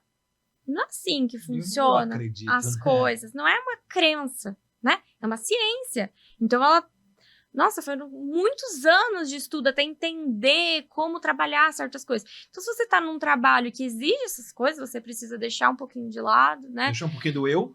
Deixar um pouquinho do eu, fazer o que precisa ser feito, e aí depois você lida com essas questões, né? Aí é a sua hora de procurar terapia, né? Na sua casa, sim. Aí cada um vai trabalhar da forma que achar melhor, né? Então, e eu entendo que a experiência, ela vai ajudando muito nessa questão de fazer cara de nada. Às vezes você tá morrendo de raiva por dentro, algum absurdo que o pai falou, você com aquela cara de paisagem, né? Mas às vezes é importante dar um toque também, tá? E como que é esse toque? Depende do que é o que os pais estão me pedindo. Você consegue ser direta com alguns pais? Falar, tem pai que te permite falar, pai, ó, deu ruim aqui. Isso aqui você não pode fazer. Não faça. E ele, Isso. beleza, Andresa, ok. E tem pai que você vai lá em Sertanópolis e volta para poder explicar? Tá, você vai identificando quais são os pais que você pode ser mais direto, quais são os pais que você precisa contornar ali para falar o mesmo assunto. O que é ético é você dizer o que tá sendo feito você errado. Tem que falar, de alguma forma. Sim, você tem que falar de alguma forma o que tá acontecendo. Claro que cada família você vai falar de uma forma, você vai ir ajustando, né, a sua fala, mas o que é ético, você precisa falar, né? Mas assim, comigo, pelo menos, eu sou uma pessoa que tem muita sorte em relação à paz. Então, assim, todos os pais dos meus pacientes, eles são muito queridos, são muito abertos, eu consigo conversar, consigo passar informações, assim, sem que fique tão... melindroso, né? Muito... tão formal também, né? Mas é uma experiência, agora eu tô falando uma experiência minha mesmo, né? Individual. Eu sei que não é todas as pessoas que vão ter essa sorte, né? Mas tem coisas que precisam ser ditas, né? E a gente vai ajustando conforme a família vai dando abertura ou não, tá? Mas assim, você... Agora é uma dica pra quem tá pensando em seguir na área. Não sei se eu tenho vocação, eu não sei se eu dou jeito, né? Tenho jeito pra isso. Eu acho que é prática, tá? Eu não acredito muito nessa questão de, eu tenho dom pra isso. Horas trabalhadas, né? Nasci com esse dom, nasci gostando disso. Sempre ajudei as pessoas. É conhecimento, é você estudar, é você se aperfeiçoar, ir melhorando a cada dia. Entender que é uma área que você não vai parar de estudar nunca, né? Você não vai parar de se aperfeiçoar nunca. Não é uma coisa estática, né? A ciência. Então, ela vai mudando conforme novas informações vão sendo coletadas. Então, eu parto do pressuposto de que é muito mais experiência e formação do que uma vocação, um dom. E entender que você ser psicólogo não te abstém de sentir coisas. Né? De às vezes achar, né? Não, você não é uma pessoa que não tem sentimentos, que não tem crença, blindada, né?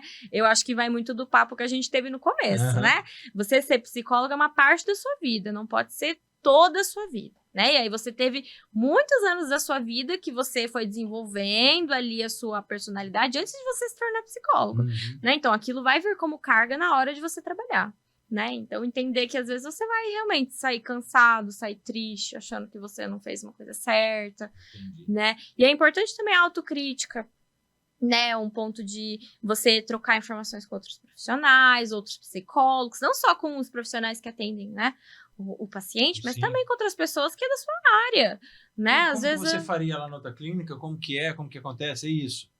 Sim, como a gente tá nessa área, e eu vejo isso muito pela formação da UEL, assim, eu gosto muito da UEL, e eu acredito que ela me ajudou muito a conhecer muitas pessoas. Então a gente conhece muito psicólogo, né? Tem muitos contatos. Forma bastante também. Forma bastante, 80 por ano. Muita gente mesmo. Claro que nem todo mundo vai para a área, né? A minha área de especialização. Mas a pessoa vai, às vezes ela de fora consegue te dar um toque, sabe? Então é trocar informações mesmo. Aproveitar que tem tanto conteúdo, tanta coisa sendo produzida, tentar ver, procurar. Hoje em dia você não precisa nem ir mais em livro, né? É uma coisa. Tem os livros digitais. Facilitou a busca. Facilitou muito. Claro que tem muita besteira também. Muita gente que não é da área área falando bobagem. Tem mas um assim. pseudo-psicólogo. Assim, autocrítica, procurar outras pessoas para trocar informação, é ir se especializando, tentando melhorar a cada dia.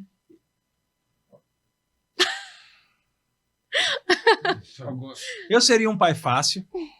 Eu sou o tipo de pessoa, nesse ponto, que minha filha tem.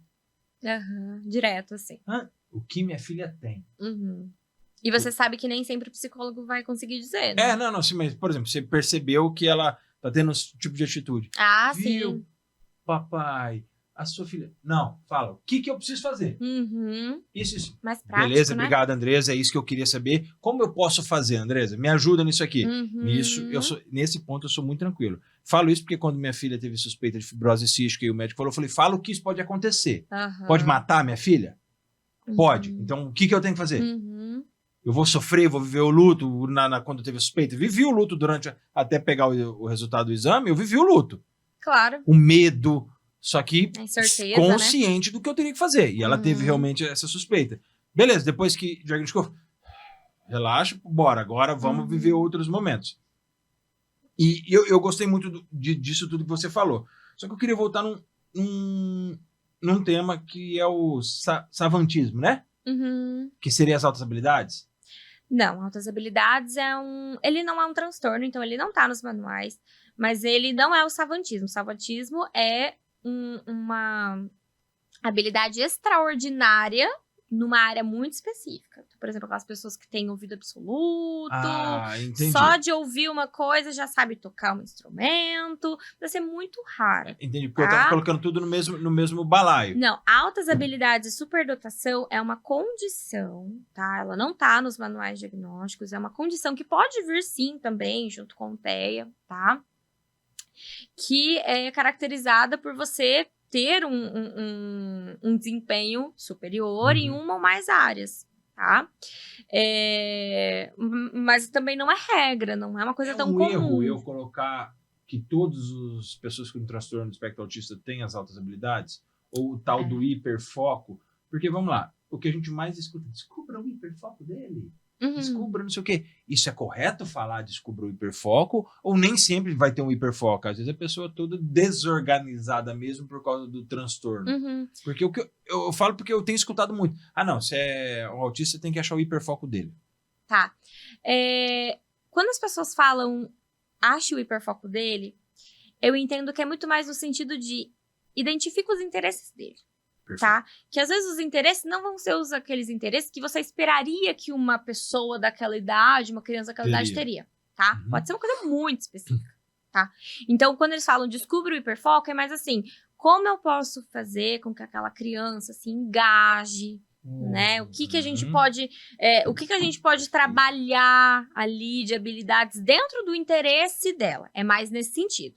A sua pergunta, hiperfoco é altas habilidades? Não. Tá? Não é a mesma coisa. E esse hiperfoco nem sempre acontece, tá? Ele é um dos padrões repetitivos de comportamento, interesses ou atividades. Acontece, às vezes não, tá? Acho que eu respondi. Respondeu, não. E respondeu bem, porque você me colocou o que eu achava ser 1, você me deu 3. Hiperfoco, altas habilidades e savantismo. Não, e é importante falar isso, porque pra mim tudo era a mesma coisa. É porque é jogado, né? Muito assim. É claro que são termos, e quem vai ter um maior entendimento disso é quem tem acesso a esses manuais. Eu pergunto isso e aí isso me faz ter a certeza de que eu acredito que eu tô caminhando perto do lugar certo em trazer vocês pra falar. Porque pra mim tudo era a mesma coisa. Ele tem altas habilidades porque ele tem ouvido absoluto. Não, você já colocou que o ouvido absoluto é uma condição extraordinária.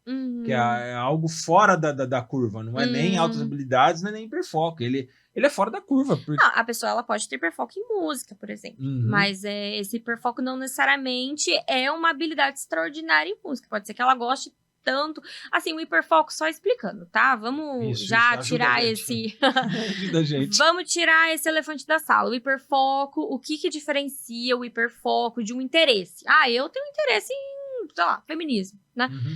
A flexibilidade do quanto eu consigo mudar aquilo. Por exemplo, eu gosto de ler sobre feminismo, mas eu consigo ler sobre outras coisas. Eu gosto de falar sobre feminismo, mas eu consigo conversar sobre outras coisas. E eu consigo entender que não são todos os contextos que eu vou falar sobre feminismo e as pessoas elas vão me acompanhar, elas vão gostar, elas vão querer discutir. Vão concordar? Vão concordar.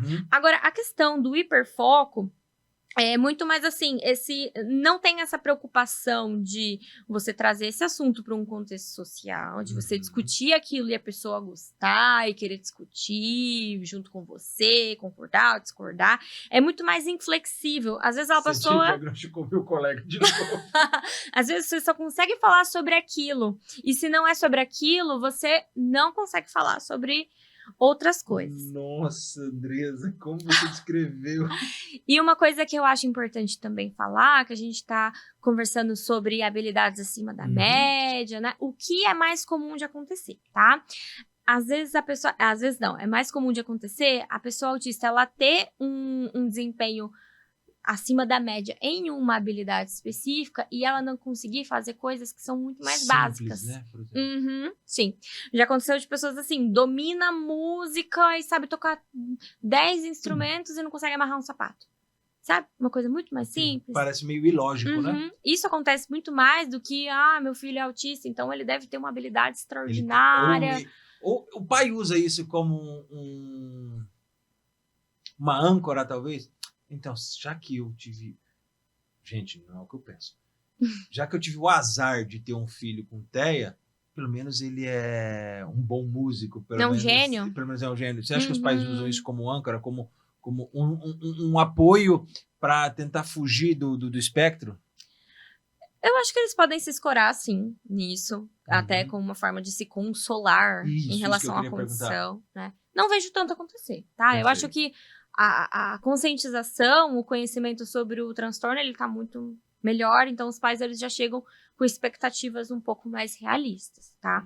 Mas às vezes a gente precisa sim chegar, explicar para o pai. Isso tá no papo de orientação de pais, tá? Voltando, a gente precisa explicar, às vezes entender, o pai entender o que é o transtorno, quais são as características, o que esperar, o que não esperar. De acordo com o nível de suporte. Nível de suporte, é birra, é crise, é má vontade ou não consegue, sabe? Coisas assim, que às vezes os pais eles chegam lá completamente perdidos, né? Não sabe nada. Então, você precisa também dar essa orientação, passar informações, né? Então, os pais, eles podem sim se escorar em suposições deles para tentar se consolar em relação ao que acontece. Se eu for falar do TEA, então, o TEA ele é muito mais complexo e abrangente do que aquilo que estão dizendo? Com certeza. O que se diz aí em rede social e... Com certeza. Você acha que tá tudo muito bonitinho e não estão falando a realidade?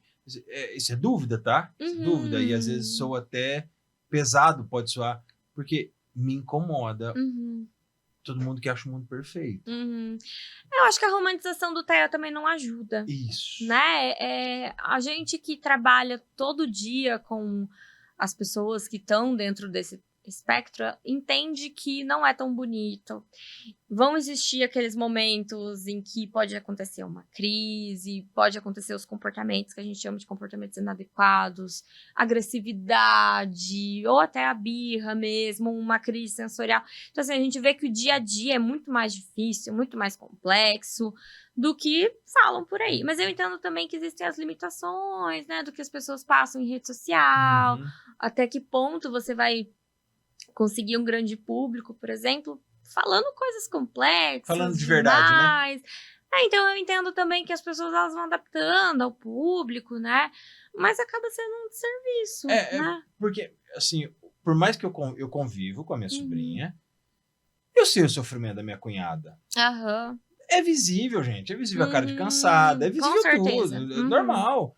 E aí eu vejo algumas pessoas falando, e por isso eu decidi fazer esse episódio também, por cansar de ver o povo romantizando, porque, na verdade, eu cansei de quem romantiza a vida.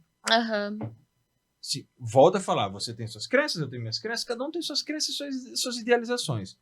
Mas aí eu vou pro filme do Rock Balboa, que eu adoro a frase que ele fala, a vida não é um mar de rosas, eu peguei na sua mão, você vai apanhar, não sei o quê. E a vida mais vai nos bater do que nos dar sucesso, do que nos dar conquistas.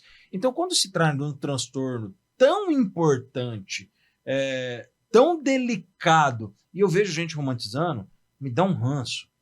Eu tenho a vontade de fazer uma série no YouTube, no meu Instagram. A vida não é perfeita, você vai se fuder. Né? Porque, assim, me perdoa falar assim, porque quando você me traz as dificuldades que você tem enquanto psicóloga dentro da clínica, dentro do ambiente controlado, aí vem um imbecil e fica falando que, eu vi, tem um termo, meu anjo azul. Vai cagar.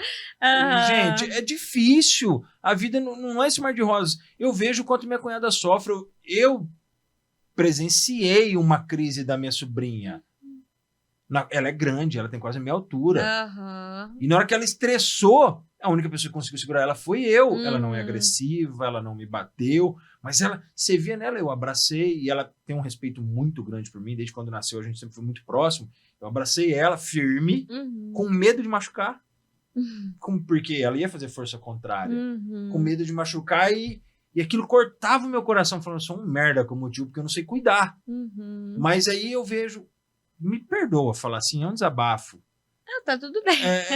Eu tenho raiva de imbecil, que romantiza demais um negócio que você estuda há anos e você não sabe nada ainda sobre o TEA. Estudando há anos, sendo especialista no método, melhor método que tem, faz mestrado e às vezes você mesmo vai pra tua casa achando que é a pior psicóloga do mundo e às vezes vai pra casa achando que é a melhor. Então, eu me incomodo e é um desabafo, porque minha vontade é bater de gato morto nessas pessoas, pra ver se o gato mia. Me perdoa que você tem gato, tá? Tá tudo bem. Pra ver se o gato mia. A metáfora. Porque, enfim, me incomoda. E eu queria usar o meu espaço para que você pudesse explicar e falar, gente, acorda pra vida. Enquanto psicólogo, o que você falaria? Porque eu tô aqui como um leigo, tio, que convive, que conhece outras pessoas com TEA, que esposa de uma professora que vê as negações, as romantizações dos pais de umas crianças, e a gente vê outros, e aí a minha vontade é catar o pescoço de cada um e torcer. Como a gente faz?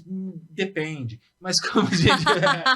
Me desculpa o desabafo. Tá tudo porque eu vejo você falando e aumenta a vontade de ajudar. Eu não sei, eu não sou psicólogo.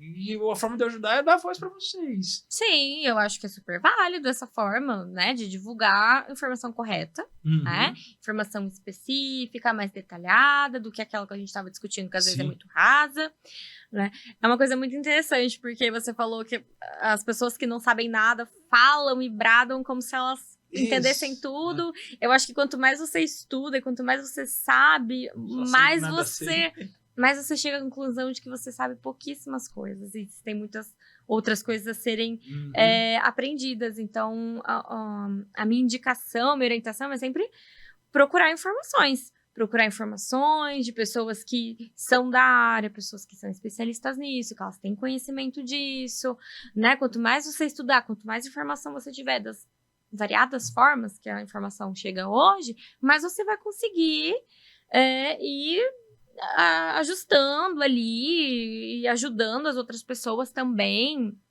entendendo também que são dias e dias, vão ter dias que não é uma linha, né, linear, não é uma coisa assim, uma subida linear. Não é ecocardiograma, né? Não é. Aliás, é como cardiograma. Eu diria que é muito mais como um cardiograma, porque vão ter dias excelentes, vão ter dias que não vai dar certo, você vai errar isso, vai errar aquilo, e entender que é muito mais a consistência, a insistência, do que você fazer um dia perfeito e outro dia não fazer nada. Um dia perfeito não vai melhorar uma vida inteira. Né? Não, de forma alguma. Só foi um dia perfeito. Né? Tem que ser E persistente, tem que ser uma coisa ali com consistência. E perguntando da CETEM, eu não poderia deixar de perguntar, qual que é a sua atuação lá? Assim, enquanto psicóloga. Eu sei que você é mestre em neuropsicologia, neuropsicologia mesmo, né? Análise de comportamento. Análise de comportamento e mestre em? Análise de comportamento. Eu falo... especialização em neuropsicologia. Isso, os meus rabiscos, tá. E o método ABA, que ele é você é especialista também no método ABA, né? Sim, é em terapia ABA. A gente não chama mais de método. Tá, beleza. Assim, já vamos corrigir pra não ter nenhum tipo de corte aí. E alguém... chamaram método. Meu Deus, o mundo acabou, né? Só entendendo... Verdade. Só entendendo que não é uma metodologia. Por que a gente critica utilizar o termo método? Porque existe uma ciência por trás, né? Não é uma coisa mecanizada, não é uma coisa rígida. Existe uma ciência por trás, a gente vai utilizar esses princípios para adaptar ali a intervenção. Claro que existem as intervenções que já são estudadas, que a gente sabe que tem mais efetividade, mas cada caso vai ser adaptado ali os melhores procedimentos, Perfeito. Tá? Então a gente chama de terapia ABA, terapia baseada na análise do comportamento. Fica mais bonitinho só para não ter nenhum corte falando que não, é legal até fazer o corte você me corrigindo. Vou pedir faz ela me corrigindo e eu puto. Mas qual que era a pergunta? Nem lembro, meu Deus. Não, é porque a atuação dentro da clínica, porque você tem esse monte de especialização e assim, lógico que você utiliza tudo para o seu trabalho, lá na intervenção. Mas o que seria ali a sua função na clínica? Porque você tem a terapia ABA, você é mestre, então, enfim, na análise de comportamento, você disse lá no começo que não é com criança, né? Não é no análise de comportamento do autismo, era mais... era mais a parte teórica. Mas acaba... ajudando. Como que você faz isso dentro da sua atuação agora? Agora, Andresa atuando dentro da clínica. Isso. Bom, eu sou o que nós chamamos ali da hierarquia ali do atendimento, é a supervisora, tá? Então, eu oriento aplicadores a fazerem a intervenção. Entendi. Então, a gente acolhe a criança ali, faz a avaliação primeiro do que ela precisa que seja trabalhado, né? Vai levantar primeiro os pontos fortes, os pontos fracos da criança, quais habilidades têm maior déficit, quais elas têm mais facilidade, e aí do tempo estabelecido ali para terapia, vamos supor, aí vai a limitação do plano de saúde, né? Vamos supor, 1 hora semanal, então o que a gente pode fazer? Acaba limitando às vezes, né? A questão financeira, às vezes o plano não libera também, tem muitas nuances. Mas vamos supor que a criança tenha 2 horas de terapia semanal. Então, o que a gente vai priorizar dentro dessas 2 horas? O que a criança tem maior dificuldade? Pensando na questão de funcionalidade dela se tornar uma criança mais adaptada ao mundo, tá? E aí, eu que faço essa parte de orientar os aplicadores. Então, o que a gente vai trabalhar? É mais essa parte teórica e também de entender ali o que vai ser priorizado, mas os aplicadores também são formados. Você supervisiona eles, assim, você atua junto em alguns momentos? Eu passo nas salas, eu verifico o que está sendo feito, eu faço também reuniões semanais para entender, se tiver alguma dúvida também já tiro ali de intervenção. Geralmente os aplicadores são pessoas formadas, né, psicólogos formados, mas que ainda não têm aquela formação mais Tá passando por um processo de formarem outras coisas, né? Vamos dizer assim, né? Tá aprimorando o conhecimento, né? E aí vem variadas dúvidas, né, de cada caso, e aí eu vou tirando essas dúvidas e fazendo também a orientação com os pais. Entendi. Nessa parte de orientar os pais, falar o que precisa ser feito, como que a criança tá, como que a gente pode trabalhar em casa, tudo isso eu faço. E tem a parte da neuropsicologia também, que aí ela é a avaliação neuropsicológica. E aí eu não limito só a crianças, tá? Eu também atendo adultos e não só TEA. Lá na clínica. Não só TEA, tá? Aí eu faço um trabalho de fazer a avaliação neuropsicológica para descartar ou corroborar algumas hipóteses diagnósticas que são levantadas pelos médicos. Então, TDAH... Faz pelo plano? Faz pelo plano de saúde. Vou falar com o Júnior marcar o consulta. TDAH, o TEA, transtorno depressivo, com transtorno de ansiedade, transtorno bipolar. Então, aí é mais variado, tá? E aí eu queria nós estamos 1h40 conversando já. Caramba! Você tem noção? E você tava toda nervosa, né? Quer mais um gole de água? Eu ponho aí pra você. Não, tá tudo certo. Cafezinho? Vixe, Maria, mas eu acho que eu já tomei 2 xícaras, né? Tá bom. Não, você só não vai dormir. Mas você sabe que café não faz tanto efeito pra mim, mas eu vou deixar A gente acha que não faz efeito. Agora eu vou falar que o endócrino falou pra mim. Você pode não perceber os efeitos em você, mas fisiologicamente ele tá fazendo. Tá fazendo, né? Então vamos deixar só as 2 xícaras mesmo. Mudamos de assunto. O café você teria que tomar só a última xícara às 3 horas da tarde, né? Então eu tô ferrada. Eu também. Eu tomo até 6 horas da tarde. Eu tomo a hora que me dá vontade. Exatamente. E aí, porque o café tem uma meia-vida, se eu não me engano, de 9 horas. Posso estar errado, me corrijam aí os estudiosos. E aí, quando você vai dorme, o seu cérebro ainda continua atuando com a cafeína. Pronto, parênteses, voltamos. Fechar uma aba. Abre uma aba, fecha a aba. Agora, vamos lá para a pergunta que eu ia fazer. Qual foi a melhor experiência enquanto psicóloga intervencionista, não sei se eu posso falar assim, dentro da terapia do espectro autista, que a Andresa teve? Qual foi a experiência que você chega todos os dias na tua casa e fala, eu queria viver uma outra experiência dessa? Tá, nossa, que difícil. Já tive tantos casos. Então vai lá, 3. Meu Deus, não. Eu vou falar o que veio primeiro na minha cabeça, tá? Que eu acho que é muito significativo, porque não fazia tanto tempo que eu tava atendendo lá na clínica. Porque assim, só explicando um pouquinho da trajetória, eu acabei o mestrado e aí que eu fui, né, começar a intervenção ali, em aba e tal. Eu acho que eu tava no meu primeiro ano na clínica e veio uma criança que ainda tá comigo, inclusive. Não vou falar o nome, porque, enfim, os pais não estão sabendo, não autorizaram. Mas era uma criança, ela tinha 2 anos na época, e ela não falava, tá? Ela não falava, ela não tinha o brincar funcional, então ela jogava as coisas, ela tinha muita estereotipia, e aqui a estereotipia, ela ocupava muito o espaço da criança não aprender outras habilidades, e aí ela tava ali, muita intensidade, muito frequente. Então, assim, uma criança que tava ali uma idade boa para começar a intervenção, mas que tinha muitas habilidades a serem ensinadas, né? E aí, assim, os pais, nossa, eles são uns queridos, eles foram muito engajados, eles são muito engajados, né? Até hoje, pai e mãe. Então, assim, a criança foi toda semana, claro que ela começou com uma terapia mais intensiva, ia mais tempo, mais horas na semana, hoje em dia ela tá com 1 hora só, e ela fala, né? Então a gente aprendeu. Claro que eu vou ser humilde aqui. Claro que não é só o meu trabalho que fez isso. Claro, escola, porque a escola também que ele era muito boa. Os pais, a fono, a TO, todo um trabalho conjunto, né? Mas hoje a criança, ela fala, ela conversa, ela tem um hiperfoco. Ela tem hiperfoco em dinossauros. Mas assim, a gente tá trabalhando ali absolutamente todos. Tá? Eu nunca que eu conseguiria acompanhar, assim. Então, ele sabe o nome de todos os dinossauros.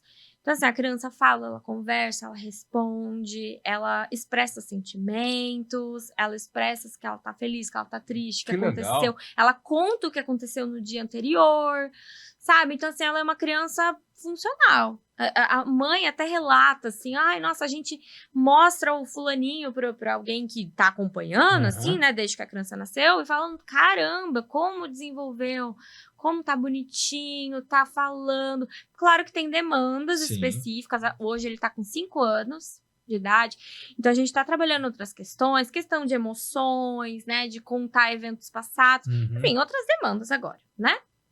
Mas, assim, a questão de ter sido uma coisa consistente, todo mundo engajado, ajudando, nossa, essa criança, assim, é o meu caso. Perfeito. É o case de sucesso, né? É aquele que fala, nossa, mas é que aí os cosmos se uniram, né? Todos os planetas Tava convergiram, tudo ali. alinhado. Tá. Porque é difícil ter um ambiente onde todo mundo infelizmente se alinha para que possa acontecer isso. Mas eu acho bonito e acho legal, porque acho que para vocês, vou usar as outras terapeutas, né, ocupacional, tudo, fono, que estavam junto, quando vocês se sentam lá para tomar um café e falam, caramba, você viu o Francisquinho? E a gente né? faz isso às vezes. Que maravilha! Um profissional vê a criança passando e fala, nossa, o fulano como cresceu. Vamos tomar uma champanhe? Pô! Tá muito bonitinho. E eu acho que isso é muito válido. Sim. Muito válido. Até para quem vai assistir a gente, ver.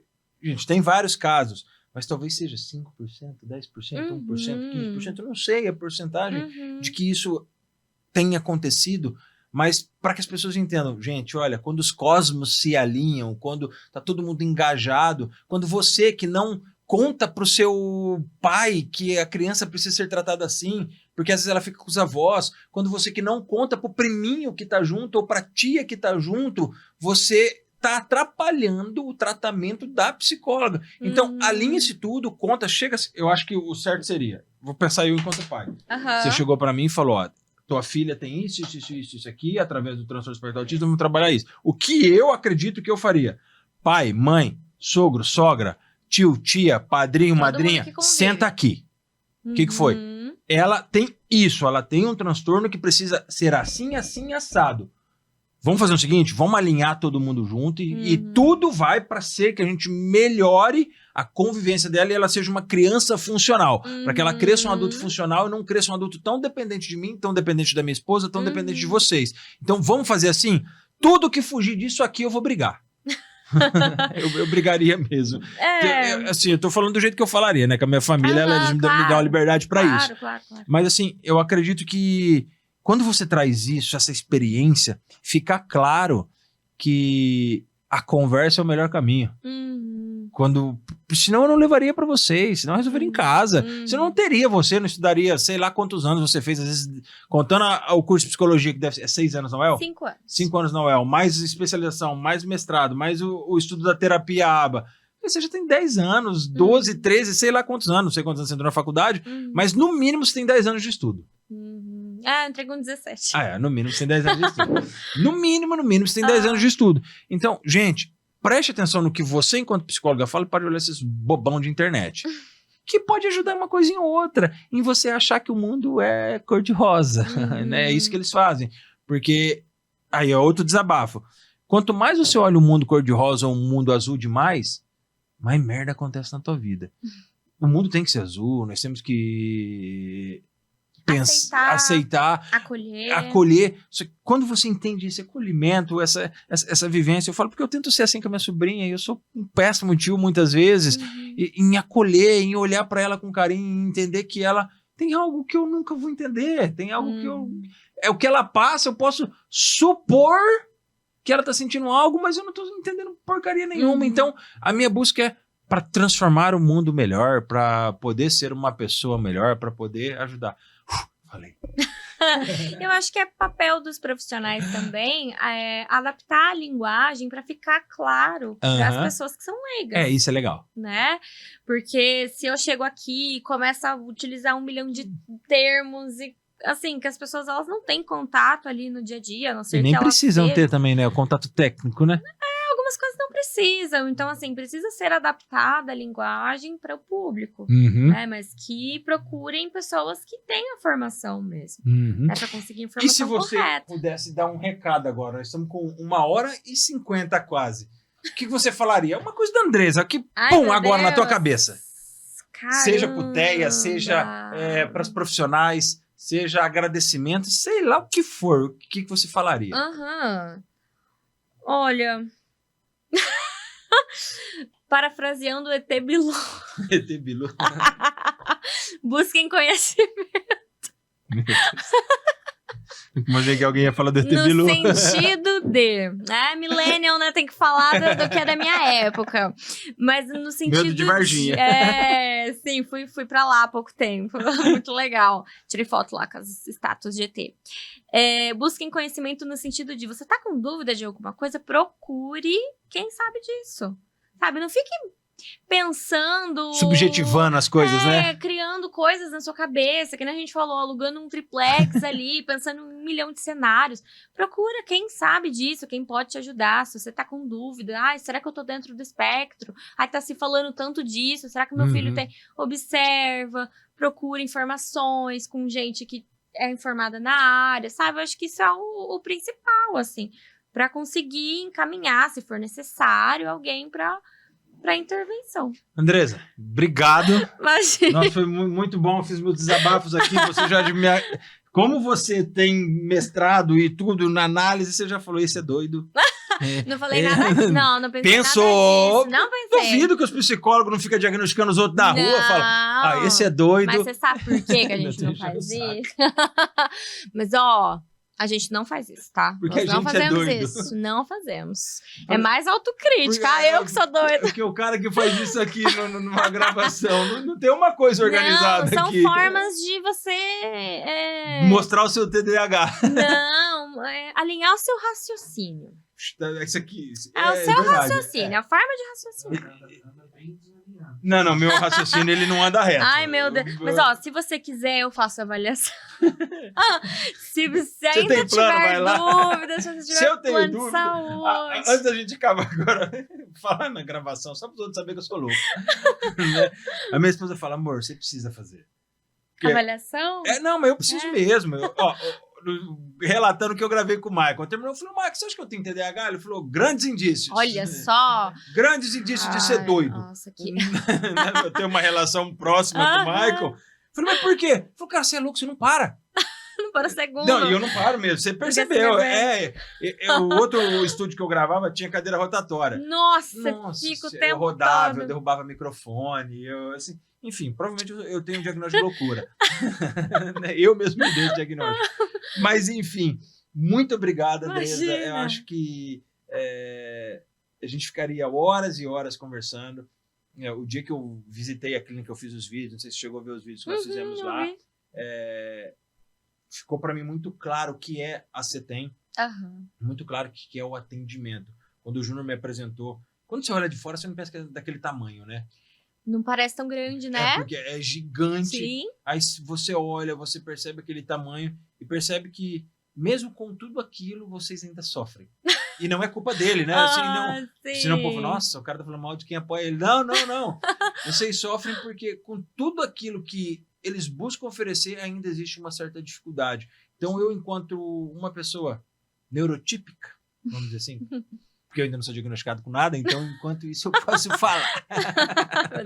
Ainda, você deve ter pensado, ainda! Não pensei nada, né? Tá tudo mas, bem. Assim, gente, preste atenção, observe, vamos ser, não vou dizer nem empático, né, mas vamos ser mais coerentes com aquilo, com as nossas ações. E quando eu digo isso pra mim, porque muitas vezes eu não tenho porcaria nenhuma de coerência, eu sou um cara... muitas vezes quero agir pelas minhas vontades e acabo passando por cima daquilo que os outros à minha volta estão querendo viver e esqueço que o mundo não é um mundo só meu, né? O mundo é um mundo nosso.